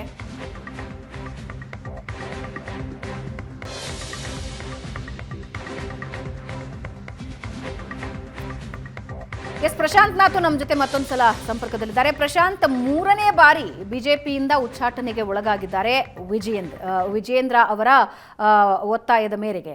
ವಿಜಯೇಂದ್ರ ಬಣ ನಿರಂತರವಾಗಿ ಹೋಗಿ ಹೇಳ್ತಾ ಇತ್ತು ನಮ್ಮ ಕೈಯಲ್ಲಿ ಆಗ್ತಾ ಇಲ್ಲ ಹ್ಯಾಂಡಲ್ ಮಾಡೋದಕ್ಕೆ, ಮಾತುಕತೆಗೂ ಅವರು ಬರ್ತಾ ಇಲ್ಲ ಅಂತ. ಅಂತಿಮವಾಗಿ ಈಗ ಹೈಕಮಾಂಡ್ ನಿರ್ಧಾರ ತಗೊಂಡಿದೆ. ಆದರೆ ಒಂಚೂರು ಹಿಸ್ಟ್ರಿ ಕೆದಕೋದಾದ್ರೆ ಇದು ಮೊದಲನೇ ಬಾರಿ ಅಲ್ಲ, 3ನೇ ಸಲ ಉಚ್ಚಾಟನೆ ಆಗಿದ್ದಾರೆ ಯತ್ನಾಳ್. ನೋಡಿ, ಹಿಂದೆ ಯತ್ನಾಳ್ ಉಚ್ಚಾಟನೆ ಆದಾಗ ಯಡಿಯೂರಪ್ಪನವರ ನಾಯಕತ್ವ ಬಿ ಜೆ ಪಿಗಿತ್ತು. ಯಡಿಯೂರಪ್ಪನವರ ವಿರುದ್ಧ ಪದೇ ಬಸನಗೌಡ ಪಾಟೀಲ್ ಯತ್ನಾಳ್ರೆ ಮಾತಾಡ್ತಾರೆ ಅನ್ನುವ ಕಾರಣಕ್ಕೋಸ್ಕರ ಅವರನ್ನು ಉಚ್ಚಾಟನೆ ಮಾಡಲಾಗಿತ್ತು. ನಂತರ ಅವರು JDSಗೆ ಹೋದರು. ಅದಾದಮೇಲೆ ಅವರು ಪಕ್ಷೇತರರಾಗಿ ವಿಧಾನ ಪರಿಷತ್ ಸದಸ್ಯತ್ವ ಗೆದ್ದರು ಕೂಡ. ನಂತರ BJPಗೆ ಬಂದರು. ಆಗ ಕರ್ಕೊಂಡು ಬಂದಿದ್ದು ಕೂಡ ಯಡಿಯೂರಪ್ಪನವರು. ಆದರೆ ನೋಡಿ, ನೀವು ಯಡಿಯೂರಪ್ಪನವರು ಮತ್ತು ಬಸನಗೌಡ ಪಾಟೀಲ್ ಯತ್ನಾಳ್ ಜಗದೀಶ್ ಶೆಟ್ಟರ್ ಇಡೀ ಒಂದು ಪಾಲಿಟಿಕ್ಸನ್ನು ಗಮನಿಸಿದಾಗ ಅನಂತಕುಮಾರ್ ಮತ್ತು ಯಡಿಯೂರಪ್ಪನವರು ಪ್ರಶಾಂತ್, ವಿಜಯಪುರದ ಪಾಲಿಟಿಕ್ಸ್ ನಾವು ಮಾತಾಡಬೇಕು ಅನ್ಸುತ್ತೀಗ. ಯಾಕಂದ್ರೆ ಅಪ್ಪು ಪಟ್ಟಣ ಶೆಟ್ಟಿ ಅವರು ನಮ್ಮ ಜೊತೆ ಫೋನಿನಲ್ಲಿದ್ದಾರೆ. ಸರ್ ನಮಸ್ತೆ. ಅಂತಿಮವಾಗಿ ಶಿಸ್ತು ಸಮಿತಿ ಒಂದು ನಿರ್ಧಾರ ತಗೊಂಡಿದೆ ಸರ್. ಯತ್ನಾಳ್ ರವರನ್ನ ಉಚ್ಚಾಟಿಸಿ 6 ವರ್ಷದ ಕಾಲ ಉಚ್ಚಾಟಿಸಿ ಒಂದು ನಿರ್ಧಾರ ಇವಾಗ ಹೈಕಮಾಂಡ್ ತಗೊಂಡಿದೆ. ನೀವು ಬಹಳ ಬಾರಿ ಹೇಳ್ತಾ ಇದ್ರಿ ಯತ್ನಾಳ್ ರವರನ್ನ ಉಚ್ಚಾಟನೆ ಮಾಡಬೇಕು ಅಂತ. ಅಂತಿಮವಾಗಿ ಆಗಿದೆ. ಇದರಿಂದ ಎಲ್ಲ ಸರಿ ಹೋಗುತ್ತೆ ಅಂತ ಅನಿಸ್ತಿದ್ಯಾ? ಮೊದಲು ನಾನು ಸ್ವಾಗತ ಮಾಡ್ತೀನಿ. ಇದು 3ನೇ ಬಾರಿಗೆ ಹ್ಯಾಟ್ರಿಕ್ ಆಯ್ತು. ಬಹುತೇಕ ನಮ್ಮ ಪಕ್ಷದಲ್ಲಿ 3 ಸಲ ಯಾರನ್ನೂ ಹೊರಗೆ ಹಾಕಿರ್ಲಿಲ್ಲ. ಇದೇ ಒಬ್ಬ ವ್ಯಕ್ತಿಯನ್ನು 3 ಸಲ ಹೊರಗೆ ಹಾಕಿದ್ರು. ಇನ್ನಾದ್ರೂ ಪಕ್ಷ ಅವರು ವಾಪಸ್ ತಗೊಳ್ಳೋದಂಗ ಆಗ್ಲಿ, 1ನೇದು. 2ನೇದಾಗಿ ಇನ್ನಾದ್ರೂ ಕಾರ್ಯಕರ್ತರು ಶಿಸ್ತಿನ ಪಕ್ಷ ನಂಬಿದ್ರಲ್ಲ, ಇವತ್ತು ಸ್ವಲ್ಪ ವಿಶ್ವಾಸ ಮೂಡಿದೆ. ಶಿಸ್ತು ಐತಿಪ್ಪ ಪಕ್ಷ ಉಳಿಯಿತು ಅನ್ನುವಂತ ವಿಶ್ವಾಸ ಮೂಡಿದೆ. ಅದು ಈಗ ನಮ್ಗೆ ಸ್ವಲ್ಪ ಖುಷಿ ತಂದಿದೆಲ್ಲ ಕಾರ್ಯಕರ್ತರಿಗೆ. ಇದು ಒಬ್ಬ ಮಾದರಿ ಆಗ್ಬೇಕು. ಇನ್ನು ಮುಂದೆ ಯಾವುದೇ ನಾಯಕರು ಮಾತಾಡ್ತಾರ ಆಗ್ಬೇಕದು. ಪ್ರಶಾಂತ್, ಅಪ್ಪು ಪಟ್ಟಣ ಶೆಟ್ಟಿ ಅವರು ವಿಜಯಪುರದ ಪಾಲಿಟಿಕ್ಸ್ ಮೇಲೆ ಇದರ ಇಂಪ್ಯಾಕ್ಟ್ ಏನು? ಬಸನಗೌಡ ಪಾಟೀಲ್ ಯತ್ನಾಳ್ ಇತ್ತೀಚಿನ ದಿನಗಳಲ್ಲಿ ಪಂಚಮಸಾಲಿ ಸಮುದಾಯದ ದೊಡ್ಡ ನಾಯಕರು, ಅವ್ರು ಹೋದಲ್ಲೆಲ್ಲ ಜನ ಸೇರ್ತಾ ಇದ್ರು ಅಂತ ಒಬ್ಬ ಜನಪ್ರಿಯ ನಾಯಕನನ್ನ ಪಾರ್ಟಿಯಿಂದ ಹೊರಗೆ ಹಾಕಿದ್ದು ಪಾರ್ಟಿಗೂ ಕೂಡ ಅದು ನಷ್ಟ ಆಗತ್ತೆ. ಏನಿಲ್ಲ ಸರ್, ಬಹಳ ಮಂದಿ ಪಂಚಮಸಾಲಿ ನಾಯಕರು ಭಾರತೀಯ ಜನತಾ ಪಕ್ಷ ಇದಾರ. ಇವರಿಂದ ಏನು ಅಂತ ಅದೇನಿಲ್ಲ. ಮತ್ತು ಹಿಂದುತ್ವ ಅನ್ನುವಂಥ ಒಂದು ಟ್ರಂಪ್ ಕಾರ್ಡ್ ಸರ್. ಇವರು ಅದೊಂದು ಕಾರ್ಡ್ ಹೋಗೋದು ಅದನ್ನ ಪ್ಲೇ ಮಾಡ್ತಾ ಇದ್ರು ಅಷ್ಟೇ. ಬೇರೆ ನಿಜವಾಗಿ ಹಿಂದುತ್ವದ ಕಾಳಜಿನೇ ಇರಲಿಲ್ಲ. ಹಿಂದಿನ ಸಾಕಷ್ಟು ವಿವರಣೆ ನಿಮ್ಗೆಲ್ಲ ಗೊತ್ತಿದೆ ಸರ್, ನೋಡ್ತಾನೆ ಬಂದಿದ್ದಾರೆ. JDS ಅದಕ್ಕಿಂತ ಮುಂಚೆ ಸರ್ ಒಂದು ಗೊತ್ತಿಲ್ಲ ನಿಮ್ಗೆ. MP ಇದ್ದಾಗನೇ ಇವರು ಮುಸ್ಲಿಮರ ಜೊತೆ ಸಂಪರ್ಕ ಇತ್ತು. ಅವ್ರ ಮನೆಗಳಿಗೆ ಹೋಗ್ತಿರು, ಊಟ ಮಾಡ್ತಿರು, ಮಸೀದಿಗೆ ಹೋಗಿ ನಮಾಜ್ ಬೀಳ್ತಿದ್ರು. MP ಇದ್ದಾಗ BJPಯಲ್ಲಿ. JDS ಬಿಡಿ, ಇದು ಡ್ರಾಮಾ ಬಹಳ ದಿವಸ ನಡೆಯಲ್ಲ ಅನ್ನೋದು ಜನರಿಗೆ ಗೊತ್ತಿದೆ. ಇವತ್ತು ಒಳ್ಳೆ ನಿರ್ಧಾರನ ಪಕ್ಷ ತೆಗೆದುಕೊಂಡಿದೆ ಸರ್. ಇದನ್ನೆಲ್ಲರೂ ನಾವು ಸ್ವಾಗತ ಮಾಡ್ತೀವಿ. ಅಲ್ರಿ ಅಪ್ಪು ಪಟ್ಟಣ ಶೆಟ್ಟಿ ಅವರು 2023ರಲ್ಲಿ ಹ್ಞೂ ಸರ್. ಅತಿ ಹೆಚ್ಚು ಬಿಜೆಪಿ ಪರವಾಗಿ ಸಭೆಗಳನ್ನು ನಡೆಸಿದ್ಯಾರು? ಬಸನಗೌಡ ಪಾಟೀಲ್ ಯತ್ನಾಳರು. 2024ರಲ್ಲಿ ನಾನೇ ನೋಡಿದ್ದೀನಿ, ಧಾರವಾಡ ಹಾವೇರಿ ಅಂತ ಕ್ಷೇತ್ರದಲ್ಲಿ ಅತಿ ಹೆಚ್ಚು ಪ್ರಚಾರಗಳನ್ನು ಪ್ರಹ್ಲಾದ್ ಜೋಶಿ ಇರಲಿ, ಬೊಮ್ಮಾಯಿ ಇರಲಿ, ಆ ಕಡೆ ಜಗದೀಶ್ ಶೆಟ್ಟರ್ ಬೆಳಗಾವದಲ್ಲಿರಲಿ, ಯಾರನ್ನ ಕರೆಸ್ಕೊಳ್ತಾ ಇದ್ರು ರಾಜ್ಯ ನಾಯಕರು ಅಂತಂದ್ರೆ? ಸರ್ ಒಂದು ಕರೆಕ್ಟ್ ಸರ್ ನೀವು ಹೇಳೋದು. ಬಸನಗೌಡ ಎಷ್ಟು ಪಾಟೀಲ್ ಗೆಲ್ಲಿಸಿದಾಗ ಎಷ್ಟು ಗೆದ್ದು ಎಷ್ಟು ಸೀಟ್ ಗೆದ್ದು ಅನ್ನೋದು ಬೇಕಲ್ಲ ಸರ್. ಇವ್ರು ಕರ್ಸ್ಕೊಂಡಿದ್ದಾರೆ, ಅದ್ ಎಷ್ಟು ಸೀಟ್ ಗೆದ್ದು ಅನ್ನೋದು ಬೇಕಲ್ಲ ಸರ್. ಹೋದಲ್ಲೆಲ್ಲ ಗೆದ್ರಲ್ಲ, ಈಗ ಲೋಕಸಭಾ ಬೊಮ್ಮಾಯಿ ಗೆದ್ರು, ಜೋಶಿ ಗೆದ್ರು, ಜಗದೀಶ್ ಶೆಟ್ಟರ್ ಗೆದ್ರು. ಅಲ್ಲ ಸರ್, ಇವರಿಂದ ಎಷ್ಟು ಸೀಟ್ ಗೆದ್ದು ಅನ್ನೋದು ಬೇಕಲ್ಲ ಸರ್. ಎಲ್ಲಿ ಗೆದ್ದಾವ ಸರ್? ಎಲ್ಲರೂ ನಾಯಕರು ಪ್ರವಾಸ ಹೋಗ್ತಾರೆ, ಇವರು ಹೋಗಿದ್ದಾರೆ. ಆದ್ರೆ ಮೊನ್ನೆ ಹಾವೇರಿಗೆ ಹೋಗಿದ್ರಲ್ಲ ಸರ್ ಬೊಮ್ಮಾಯಿ ಅವ್ರದ್ದು, ಏನಾಯ್ತು ಸರ್ ರಿಸಲ್ಟ್?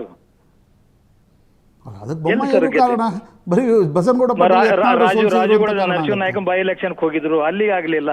ಯಾವ ಚುನಾವಣೆ ಗೆದ್ದಾರ ಸರ್? ಯಾವ ಚುನಾವಣೆ ಗೆದ್ದಿಲ್ಲ. ಇವನಿಂದ ಏನೋ ವೋಟ್ ಪ್ಲಸ್ ಆಗಿಲ್ಲ ಇಲ್ಲಿ. ಸುಮ್ನೆ ಅದೊಂದು ಏನೋ ಇವನ್ ಪಂಚಮಸಾಲಿ ಲೀಡರ್, ಇವನಿಂದ ವೋಟ್ ಬೀಳ್ತಾವ ಅನ್ನುವಂತ ಭ್ರಮೆಯಲ್ಲಿ ನಮ್ಮ ನಾಯಕರು ಇದ್ದಾರೆ ಅಷ್ಟೇ. ಆದ್ರೆ ಭಾರತೀಯ ಜನತಾ ಪಕ್ಷ ಕಾರ್ಯಕರ್ತರ ಪಕ್ಷ ಸರ್ ಇದು. ನನಗೆ ಯಾರೋ ಹೇಳಿದ್ರಪ್ಪ ಪಟ್ಟಣ ಶೆಟ್ಟಿ ಅವರೇ, ಬಸನಗೌಡ ಪಾಟೀಲ್ ಯತ್ನಾಳ್ರಿಗೆ ಉಚ್ಚಾಟನೆ ತೂಗು ಕತ್ತಿ 1 ತಿಂಗಳು 2 ತಿಂಗಳು ಹಿಂದೆ ಗೊತ್ತಿತ್ತು ನನ್ನನ್ನು ಉಚ್ಚಾಟನೆ ಮಾಡ್ತಾರೆ ಅಂತ. ಇಲ್ಲ ಅದೆಲ್ಲ ಅವ್ರು ಯಾಕೆ ಬಂದು ಹೊರಗಡೆ ಮಾತಾಡ್ತಿದ್ರು? ಅವ್ರಿಗೆ ಗೊತ್ತಿದೆ ನಾನು ಮಾತಾಡಿದರೆ ನನ್ನನ್ನು ಉಚ್ಚಾಟನೆ ಮಾಡ್ತಾರೆ ಅಂತ 2ನೇ ನೋಟಿಸ್ ಕೊಟ್ಟ ಮೇಲೆ. ಈಗ ಬಿ ಜೆ ಪಿಗೆ ನಿಜವಾದ ಆತಂಕ ಈಗ ಶುರುವಾಗುತ್ತೆ ಅಂತ ಅನ್ಸುತ್ತೆ ನನಗೆ. ಬಸನಗೌಡ ಪಾಟೀಲ್ ಯತ್ನಾಳ್ ಅವ್ರ ಬೆಂಬಲಿಗರು, ಅವ್ರ ಜೊತೆಗಿದ್ದವ್ರು ಹೇಳ್ತಾರೆ, ಅವ್ರ ಪಾಪ ಬಂದು ಕ್ಯಾಮ್ರಾ ಎದುರುಗಡೆ ಹೇಳಲಿಕ್ಕಿಲ್ಲ ಇವತ್ತು ಉಚ್ಚಾಟನೆ ಆಗಿರೋದ್ರಿಂದ. ಆದರೆ ಅವ್ರು ಹೇಳ್ತಾರೆ ಇನ್ನೊಂದು ಪಕ್ಷ ಮಾಡುವ ಹಂತಕ್ಕೂ ಕೂಡ ನಾವು ಹೋಗ್ತೀವಿ. GM ಸಿದ್ದೇಶ್ವರ್ ನಮ್ಮ ಜೊತೆಗಿದ್ದಾರೆ, ಕುಮಾರ್ ಬಂಗಪ್ಪ ಇದ್ದಾರೆ, ಪ್ರತಾಪ್ ಸಿಂಹ ಇದ್ದಾರೆ, ನಾಳೆ ಈಶ್ವರಪ್ಪನವ್ರನ್ನೂ ಕರ್ಕೊಂಡ್ಬರ್ತೀವಿ, ನಾವೊಂದು ಬೇರೆ ಪಕ್ಷ ಮಾಡ್ತೀವಿ. ಬೇರೆ ಪಕ್ಷ ಆದರೆ ಅದು ಕಾಂಗ್ರೆಸ್ಗೇನು ನಷ್ಟ ಇಲ್ಲ, ನಿಮಗೆ ನಷ್ಟ ಅದು ಏನು ಆಗಲ್ಲ ಸರ್. ಇದರಿಂದ ಏನೂ ಆಗಲ್ಲ. 2 ಸಲ ಅಂತೂ ಉಚ್ಚಾಟನೆ ಮಾಡಿ ಯಾರು ಒಬ್ರು ಹೋಗಿಲ್ಲ. ಇವ್ರ ಜೊತೆ ಎಷ್ಟು ಜನ ಹೊರಗಡೆ ಹೋಗ್ತಾರೋ ಗೊತ್ತಾಗ್ತದೆ, ಎಷ್ಟು ಮಂದಿ ಪಕ್ಷ ಬಿಡ್ತಾರೋ ಗೊತ್ತಾಗ್ತದೆ. ಆದ್ರೆ ಯಾರು ಹೋಗಲ್ಲ ಸರ್. ನಿಜವಾಗಿ ಎಲ್ಲ ಪಕ್ಷದ ಕಾರ್ಯಕರ್ತರು ಪಕ್ಷದ ಪರವಾಗಿದ್ದಾರೆ. ಏನೋ ಅಧಿಕಾರ ಇದೆ, ಏನೋ ಇದೆ ಅಂತ ಕೆಲವೊಂದು ಜನ ಸುಮ್ಮನೆ ಇದ್ದ ಕಾರ್ಯಕರ್ತರು ಸರ್. ಅವ್ರು ಏನೂ ನಷ್ಟ ಆಗಲ್ಲ ಸರ್. ಪಾರ್ಟಿ ಪಕ್ಷ ಗಟ್ಟಿಯಾಗಿ ಉಳಿತದೆ ಸರ್. ಇದು ನಾನು ಅವ್ರ ವೈಯಕ್ತಿಕ ಇದರಿಂದ ಹೇಳ್ತಾ ಇಲ್ಲ, ನಾನು ಅನುಭವದ ಮೇಲೆ ಹೇಳ್ತಾ ಇದ್ದೀನಿ. ಪಕ್ಷಕ್ಕೆ ಏನೂ ತೊಂದರೆ ಆಗಲ್ಲ ಇವರಿಂದ. ಇನ್ನೊಂದು ಪ್ರಶ್ನೆನೂ ಇದೆ ಅಪ್ಪು ಪಟ್ಟಣ ಶೆಟ್ಟಿ ಅವರು. ಇನ್ನೊಂದು ಬದಿಯಿಂದ ನೋಡಿದಾಗ ಬೇರೆ ಪಾರ್ಟಿಗೆ ಹೋಗಿ ವೋಟ್ ಹಾಕಿದ ST ಸೋಮಶೇಖರ್ ಮತ್ತು ಶಿವರಾಮ್ ಹೆಬ್ಬಾರ್ ವಿರುದ್ಧ ನೀವು ಯಾವುದೇ ನಿಮ್ಮ ಪಾರ್ಟಿ ಉಚ್ಚಾಟನೆ ಮಾಡಲ್ಲ. ಆದರೆ ನಿಮ್ಮ ಪಾರ್ಟಿ ಪರವಾಗಿ, ಹಿಂದುತ್ವದ ಪರವಾಗಿ, ಕಾರ್ಯಕರ್ತರ ಪರವಾಗಿ ಮಾತನಾಡೋ ಈಶ್ವರಪ್ಪನವ್ರು ಹೊರಗೆ ಹೋಗ್ತಾರೆ, ಬಸನಗೌಡ ಪಾಟೀಲ್ ಯತ್ನಾಳ್ರು ಹೊರಗೆ ಹೋಗ್ತಾರೆ. ಸಾಹೇಬ್ರ ಈಗ ನತ್ತು ಸಾಹೇಬ್ರ, ಈಗ ಇವರು ಪಕ್ಷದ ಅಧ್ಯಕ್ಷ ವೈಯಕ್ತಿಕ ಏನೈತೆ ಕೇಳಿ, ಪಕ್ಷದ ಅಧ್ಯಕ್ಷ ಇದ್ದವರಿಗೆ ನೇರವಾಗಿ, ಒಬ್ಬ ಸಂಸದೀಯ ಮಂಡಳಿ ಸದಸ್ಯ ಯಡಿಯೂರಪ್ಪನವ್ರಿಗೆ ನೇರವಾಗಿ ಹೆಗ್ಗ ಮುಗ್ಗ ಮಾತಾಡು. ಇವ್ರು ಯಾರಿಗೆ ಬಿಟ್ಟಿದ್ದಾರೆ ಸರ್? ಶೋಭಾ ಮೇಡಮ್ ಬಿಟ್ಟಿದ್ದಾರೆ. ಶೋಭಾ ಮೇಡಮ್ ಬಹಳಷ್ಟು ಕ್ಲೋಸ್ ಇದಾರೆ. ಆ ವರ್ಡ್ಸ್ಗಳನ್ನ ನಾವು ಇವತ್ತು ಮಾತಾಡಬಿಡ್ದು. ಒಬ್ರು ಹೆಣ್ಮಕ್ಳು ಮಾತಾಡೋದು ವರ್ಡ್ಸ್ಗಳನ್ನ ಆಗಿನ ಕಾಲದಲ್ಲಿ ಮಾತಾಡಿದ್ರು. ಪ್ರಹ್ಲಾದ್ ಜೋಶಿ ಮಾತಾಡಿದ್ರು, ಜಗದೀಶ್ ಶೆಟ್ಟಿ, ಭಟ್ಟ ಶೆಟ್ಟಿ ಕೂಡ ಪಕ್ಷ ಹಾಳು ಮಾಡೋದು ಇವರೇ ಮಾತಾಡಿದ್ರು. ಶೆಟ್ಟಿ ಮತ್ತು ಭಟ್ಟ ಏಕವಚನದಲ್ಲಿ ಸರ್ ಇಬ್ಬರೇ ಪಕ್ಷ ಹಾಳು ಮಾಡ್ತಾರೆ ಅಂತ ಹೇಳಿದ್ರು. ಹಿಂಗ್ ಒಬ್ಬರನ್ನ ಬಿಟ್ರ ಸರ್. ಯಾರು ಸೋಮಣ್ಣನ ಬಿಟ್ರ, ಯಾರನ್ನ ಬಿಟ್ರ ಸರ್? ಇವರು ಸಂಘದವ್ರನ್ನೇ ಬಿಟ್ಟಿಲ್ಲ, ಹಿಂದೆ ಮುತಾಲಿಕನ್ ಬಿಟ್ಟಿಲ್ಲ, ತೊಗಾಡೆಯನ್ನು ಬಿಟ್ಟಿಲ್ಲ. ಎಲ್ಲವೂ ಕೂಡ ನನ್ನ ಹತ್ರ ಅದು ಎಲ್ಲ ಕೇಳಿಸ್ಕೊಂಡು ರೆಕಾರ್ಡ್ಗಳು ಇನ್ನೊಂದು ನನ್ನ ತಲೆಯಲ್ಲಿ ಇದಾವ ಸರ್. ರೆಕಾರ್ಡ್ ಇದಾವ ಆಗಿನ ಕಾಲದಿಂದ ಹಿಡ್ಕೊಂಡೆ. ಮತ್ ಇವ್ರು ಆತ್ಮೀಯ ಇದ್ದೇವೆ ಸರ್. ನಾನು ಅವ್ರು ಆತ್ಮೀಯ ಇದ್ದೀವಿ. ಪಕ್ಷ ಕಟ್ಟು ಮುಂದೆ ಅವ್ರು MLA ಆಗಿ ಜೊತೆನೇ ಇದ್ದೀವಿ. MP ಆದಾಗ ನಾನು MLA ನಿತ್ಯ, ಅವಾಗಿಂದ ಅವ್ರಿಗೆ ನಮಗೆ ಡಿಫರೆನ್ಸ್ ಒಪಿನಿಯನ್ ಬಂತು ಸರ್. ಒಂದ್ ಸೆಕೆಂಡ್ ಒಂದ್ ಮಾತು ಹೇಳ್ತೀನಿ ಸರ್. ಇವ್ರು ಕೇಂದ್ರ ಸಚಿವರಾಗಿದ್ರು. ಕೇಂದ್ರ ಎಷ್ಟು ದಿವಸ ಇದ್ರು ಸರ್? ಕೇಂದ್ರ ಸಚಿವರು ಎಷ್ಟು ಜಿಲ್ಲೆಗೆ ಪ್ರವಾಸ ಮಾಡಿದ್ರು, ಏನು ಅಭಿವೃದ್ಧಿ ಕೆಲಸ ಮಾಡಿದ್ರು ಜಿಲ್ಲೆಗೆ? ಕೇಂದ್ರದ ರೈಲ್ವೆ ಸಚಿವರಿದ್ದಾಗ ಎಲ್ಲ ಕೂಡ 6 ತಿಂಗಳಿದ್ರು ಸರ್. ಎಲ್ಲ ಕೂಡ ಅದು ಅನಂತಕುಮಾರ್ ಅವರು ಮಾಡಿದಂತ ಇದು ಒಂದು ಆಶೀರ್ವಾದ. ಅನಂತಕುಮಾರ್ ಆಶೀರ್ವಾದದಿಂದ, ಯಡಿಯೂರಪ್ಪನವ್ರ ಸಪೋರ್ಟ್ದಿಂದ ಆಗಿದ್ರು ಅಷ್ಟೇ. ಕೇವಲ 7-8 ತಿಂಗಳು ಅಷ್ಟೇ ಇವರು ಕೇಂದ್ರ ಮಂತ್ರಿ ಆಗಿದ್ರು. ಏನ್ ಮಾಡಿದ್ರು ಸರ್? ಅವ್ರ ಪಕ್ಷಕ್ಕೆ ಏನು ಕೊಡುಗೆ ಇವ್ರದ್ದು? ಒಬ್ಬ ಜಿಲ್ಲೆಯಲ್ಲಿ MLA ಇವ್ರ ಜೊತೆ ಇರಲಿಲ್ಲ, ಒಬ್ಬ ex-MLA ಇವ್ರ ಜೊತೆ ಇಲ್ಲ. ಇವತ್ತಿಗೂ ಯಾವ MLA ex-MLA ಇವ್ರ ಜೊತೆ ಇಲ್ಲ, MP ಇವ್ರ ಜೊತೆ ಇಲ್ಲ. ಪಟ್ಟಣ ಶೆಟ್ರೆ, ಎಲ್ಲರಿಗಿಂತ ಜಾಸ್ತಿ ಖುಷಿ ನಿಮ್ಮ ಕಾರ್ಯಕರ್ತರಿಗಾಗಿದೆ ಅನ್ನೋ ಇನ್ಫಾರ್ಮೇಶನ್ ಬರ್ತಾ ಇದೆ. ಪಟಾಕಿ ಹೊಡೆದು ಸಂಭ್ರಮಿಸ್ತಾ ಇದಾರಂತೆ. ಆ ವಿಷಯ ಕೂಡ ನಮ್ಮ ಹತ್ರ ಇದೆ. ಪಟಾಕಿ ಹೊಡಿತಾರೆ 100%. ಪಕ್ಷದ ಪರವಾಗಿದ್ದಾರೆ ಮೇಡಮ್, ನಾನು ಪರವಾಗಿದ್ದವರಲ್ಲ. ಪಟಾಕಿ ಹಾರಿಸ್ತಾ ಇದಾರೆ ಮೇಡಮ್, ಸಿಹಿ ಹಂಚ್ತಾ ಇದಾರೆ. ಸಿಹಿ ಹಂಚ್ತಾ ಇದಾರೆ? ಹೌದು ಮೇಡಮ್. ಅಲ್ಲ, ನಿಮಗ್ ಜಾಸ್ತಿ ಖುಷಿ ಆಯ್ತಾ ಅಂತ ಇದರಿಂದ? ಇಲ್ಲ ಮೇಡಮ್, ಪಕ್ಷದ ಪರವಾಗಿ ಒಂದು ಒಳ್ಳೆ ವಿಜಯಪುರ ಪಾಲಿಟಿಕ್ಸ್ ಅಲ್ಲಿ ಒಂದು ಅಡೆತಡೆ ಏನಿತ್ತು ಸ್ವಾಭಾವಿಕ ಅಲ್ಲ ಮೇಡಮ್, ಸ್ವಾಭಾವಿಕ ಆಗೋದಿಲ್ಲ. ಅಪ್ಪು ಪಟ್ಟಣ ಶೆಟ್ಟಿ ಅವ್ರ ಪಾರ್ಟಿ ಇದರಿಂದ ವರ್ಟಿಕಲ್ ಸ್ಪ್ಲಿಟ್ ಆಗುತ್ತೆ ಅಂತ ನಿಮ್ಗೆ ಅನ್ಸಲ್ವಾ? ಈಗ ರಮೇಶ್ ಜಾರಕಿಹೊಳಿ ಯತ್ನಾಳ್ರ ಪರವಾಗಿದ್ದಾರೆ. ಏನು ಆಗಲ್ಲ ಸರ್, ಇದರಿಂದ ಇಫೆಕ್ಟ್ ಆಗಲ್ಲ. ಭಾಳ 1-2-3 ದಿವಸ ಅಷ್ಟೇ ಸರ್ ಕ್ಲೈಮೇಟ್ ಮೇಡಮ್ ನಾತು ಸರ್. 1-2-3 ದಿವಸ ಅಷ್ಟೇ ಏನೋ ಅವ್ರು ಇವ್ರು ಹೇಳಿಕೆ ಕೊಡ್ತೀರ ಮಾಡ್ತಾರೆ. ಏನೂ ಆಗಲ್ಲ. ಮೊದ್ಲು ಹೆಂಗಿತ್ತು ಅದೇ ನಾರ್ಮಲ್ ನಡೀತದೆ ಮೇಡಮ್. ರೈಟ್ 3 ಸಲ ಆಗಿದ್ರೆ 3 ಹ್ಯಾಟ್ರಿಕ್ ಅಲ್ಲಿ ಇದೊಂದು ರೆಕಾರ್ಡ್ ಬಿಜೆಪಿಯಲ್ಲಿ 3 ಸಲ. ಒಂದೇ ಟೈಮ್ ಯಾಕೆ ಹೊರಗೆ ಹೋಗಿದ್ರು ಅವರು? ಯಾವಾಗ ಹೊರಗೆ ಹೋಗಿದ್ರು? ಒಂದನೇ ಟೈಮು ಯಡಿಯೂರಪ್ಪನವ್ರು ಅದು ಹಿಗ್ಗಮುಗ್ಗ ಮಾತಾಡಿ ಸದಾನಗೌಡರು ಹೊರಗೆ ಹಾಕಿದ್ರು ಸರ್ ಇವ್ರಿಗೆ. ಮುಂದೆ JDS ಸೇರಿದ್ರು. ಮುಂದೆ ಅವರು ನಾವು JDS ಅವರು ನಾನು ಬಿಜೆಪಿ ನಿಂತಿದ್ದೆ, ಇಬ್ರು ಬಿದ್ದೀವಿ. ಆಮೇಲೆ ಪ್ರಹ್ಲಾದ್ ಜೋಶಿ ಅವರು ಪಕ್ಷ ಅಧ್ಯಕ್ಷ ತಗೊಂಡಿದ್ರು ಅವ್ರಿಗೆ. ಕಾಂಗ್ರೆಸ್ ಗೆದ್ದಿತ್ತು ವಿಜಯಪುರದಲ್ಲಿ. ಭಾಗವಾನ್ ಗೆದ್ದಿದ್ರು ಸರ್ ಅವಾಗ. ಭಾಗವಾನ್ ಮುಂದೆ ಮತ್ತೆ MLC ಟಿಕೆಟ್ ಕೊಡ್ಲಿಲ್ಲ ಅಂತ ಪಕ್ಷೇತರ ನಿಂತರು, ಮತ್ತೆ ಅವಾಗ ಸಸ್ಪೆಂಡ್ ಮಾಡಿದ್ರು. ಮತ್ತೆ ಈಗ ಸ್ಟಾರ್ಟ್ ಆಯ್ತು. ಅದಕ್ಕೆ ಇವರು ಒಬ್ಬರು ಉಳಿದಿಲ್ಲ ಸರ್. ಸಂತೋಷ್ ಜಿ ಹಿಡ್ಕೊಂಡು ಒಬ್ಬರು ಇವ್ರ ಬಾಯಲ್ಲಿ ಉಳಿದಿಲ್ಲ. ಇದು ಅರ್ಥನೇ ಎಲ್ಲರಿಗೂ ಗೊತ್ತಾಗ ಇವ್ರು ಯಾಕೆ ಬೈತಾರ ಎಲ್ಲರಿಗೆ. ಬಟ್ ಈಗ ಅವ್ರ ಆಪ್ತರ ಎದುರುಗಡೆ ಹೇಳಿದ್ರಂತೆ, ಇಲ್ಲ ನಾ ಮುಕ್ತ ಅದೇ ಬಿಡಿ, ಈಗ ನಾನೇನ್ ಮಾತಾಡ್ಲಿಕ್ಕೂ ಸ್ವತಂತ್ರ ಅಂತ ಅವ್ರು ಹೇಳಿದ್ರಂತೆ. ಪಕ್ಷ ಮುಕ್ತ ಆಯ್ತು ಸರ್ ಇವರಿಂದ. ಪಕ್ಷ ಒಳಪಟ್ಟಿದ್ದ ಕಾರ್ಯಕರ್ತರು ಅಂದ್ರೆ ಗೊಂದಲಕ್ಕೆ ಬಿದ್ದಿರ ಕಾರ್ಯಕರ್ತರು. ಏನು ಇದು ಇಷ್ಟಂದ್ರು ಏನು ಮಾಡಂಗಿಲ್ಲ, ಇವ್ರು ಸತ್ಯನೋ ಪಕ್ಷದ ಅಧ್ಯಕ್ಷರು ಇವ್ರ ಸತ್ಯನೋ ಅಂತ ಗೊಂದಲಕ್ಕೆ ಬಿದ್ದಿರ ಕಾರ್ಯಕರ್ತರು. ಈ ಪಕ್ಷ ಮುಕ್ತ ಆಯ್ತು ಮೇಡಮ್. ಪಟ್ಟಣ ಶೆಟ್ಟರೆ ಧನ್ಯವಾದ ಸುವರ್ಣ ನ್ಯೂಸ್ ಜೊತೆ ಮಾತಾಡಿದ್ದಕ್ಕೆ. ಪಟಾಕಿ ಹೊಡೆದು ಸಿಹಿ ಹಂಚಿ ಸಂಭ್ರಮಿಸ್ತಾ ಇರೋದನ್ನ ನೀವು ನೋಡ್ತಾ ಇದ್ದೀರಿ. ಏಷ್ಯಾನೆಟ್ ಸುವರ್ಣ ನ್ಯೂಸ್ ಬ್ರೇಕ್ ಮಾಡಿದ ಸುದ್ದಿ. ಬಸನಗೌಡ ಪಾಟೀಲ್ ಯತ್ನಾಳ್ ಉಚ್ಚಾಟನೆ. 6 ವರ್ಷದ ಕಾಲ ಬಿಜೆಪಿಯಿಂದ ಉಚ್ಚಾಟನೆ. ಇದರ ಬೆನ್ನಲ್ಲೇ ರೆಬಲ್ಸ್ ಕಂಗಾಲು. ಬಸನಗೌಡ ಪಾಟೀಲ್ ಯತ್ನಾಳ್ ಜೊತೆಗೆ ನಿಂತಿದ್ದ ನಾಯಕರಿಗೆ ಈಗ ಸಂಕಷ್ಟ. ಕುಮಾರ್ ಬಂಗಾರಪ್ಪ, ಪ್ರತಾಪ್ ಸಿಂಹ, ಸಿದ್ದೇಶ್ವರ್, ಹರೀಶ್ ಎಲ್ಲ ನಾಯಕರಿಗೂ ಈಗ ಕಂಗಾಲಾಗಿದ್ದಾರೆ. ಬಸನಗೌಡ ಪಾಟೀಲ್ ಯತ್ನಾಳ್ ಜೊತೆಗೆ ನಿಂತಿದ್ದ ನಾಯಕರಿಗೆ ಈಗ ಸಂಕಷ್ಟ. ಪಕ್ಷದಲ್ಲಿ ತಮ್ಮ ಭವಿಷ್ಯ ಏನು? ವಿಜೇಂದ್ರ ವಿರುದ್ಧ ಇವರೆಲ್ಲರೂ ತೊಡೆ ತಟ್ಟಿದ್ರು. ಹಾಗಾದ್ರೆ ವಾಟ್ ನೆಕ್ಸ್ಟ್? ಲಿಂಬಾವಳಿ, ಕುಮಾರ್ ಬಂಗಾರಪ್ಪ, ರಮೇಶ್ ಜಾರಕಿಹೊಳಿ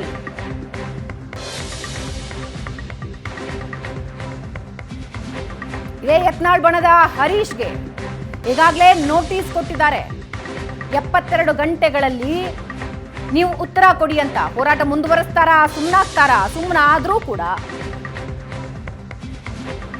ಮುಂದಿನ ದಿನಗಳಲ್ಲಿ ಪಕ್ಷದಲ್ಲಿ ಅಸ್ತಿತ್ವ ಏನು?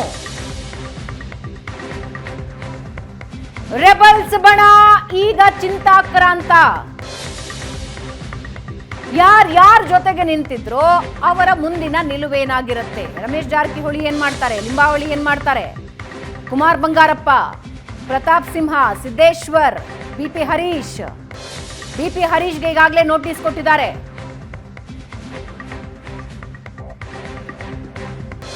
ಇದೇ ಬಲದ ಆಧಾರದ ಮೇಲೆ ಯತ್ನಾಳ್ ಈ ಹಿಂದೆ ಪಕ್ಷ ಕಟ್ತೀನಿ ಅಂತ ಹೇಳಿದ್ರು.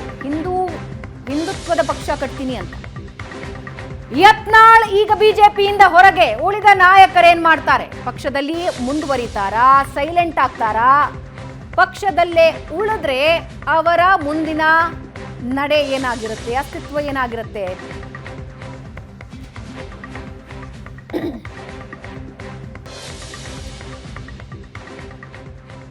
ಏಷ್ಯಾನೆಟ್ ಸುವರ್ಣ ನ್ಯೂಸ್ ಮೊದಲಿಗೆ ಈ ಸುದ್ದಿಯನ್ನ ಬ್ರೇಕ್ ಮಾಡಿತ್ತು. ಪೊಲಿಟಿಕಲ್ ಸ್ಟೋರೀಸ್ ಅನ್ನ ಬ್ರೇಕ್ ಮಾಡೋದ್ರಲ್ಲಿ ಏಷ್ಯಾನೆಟ್ ಸುವರ್ಣ ನ್ಯೂಸ್ ಸದಾ ಮುಂದು.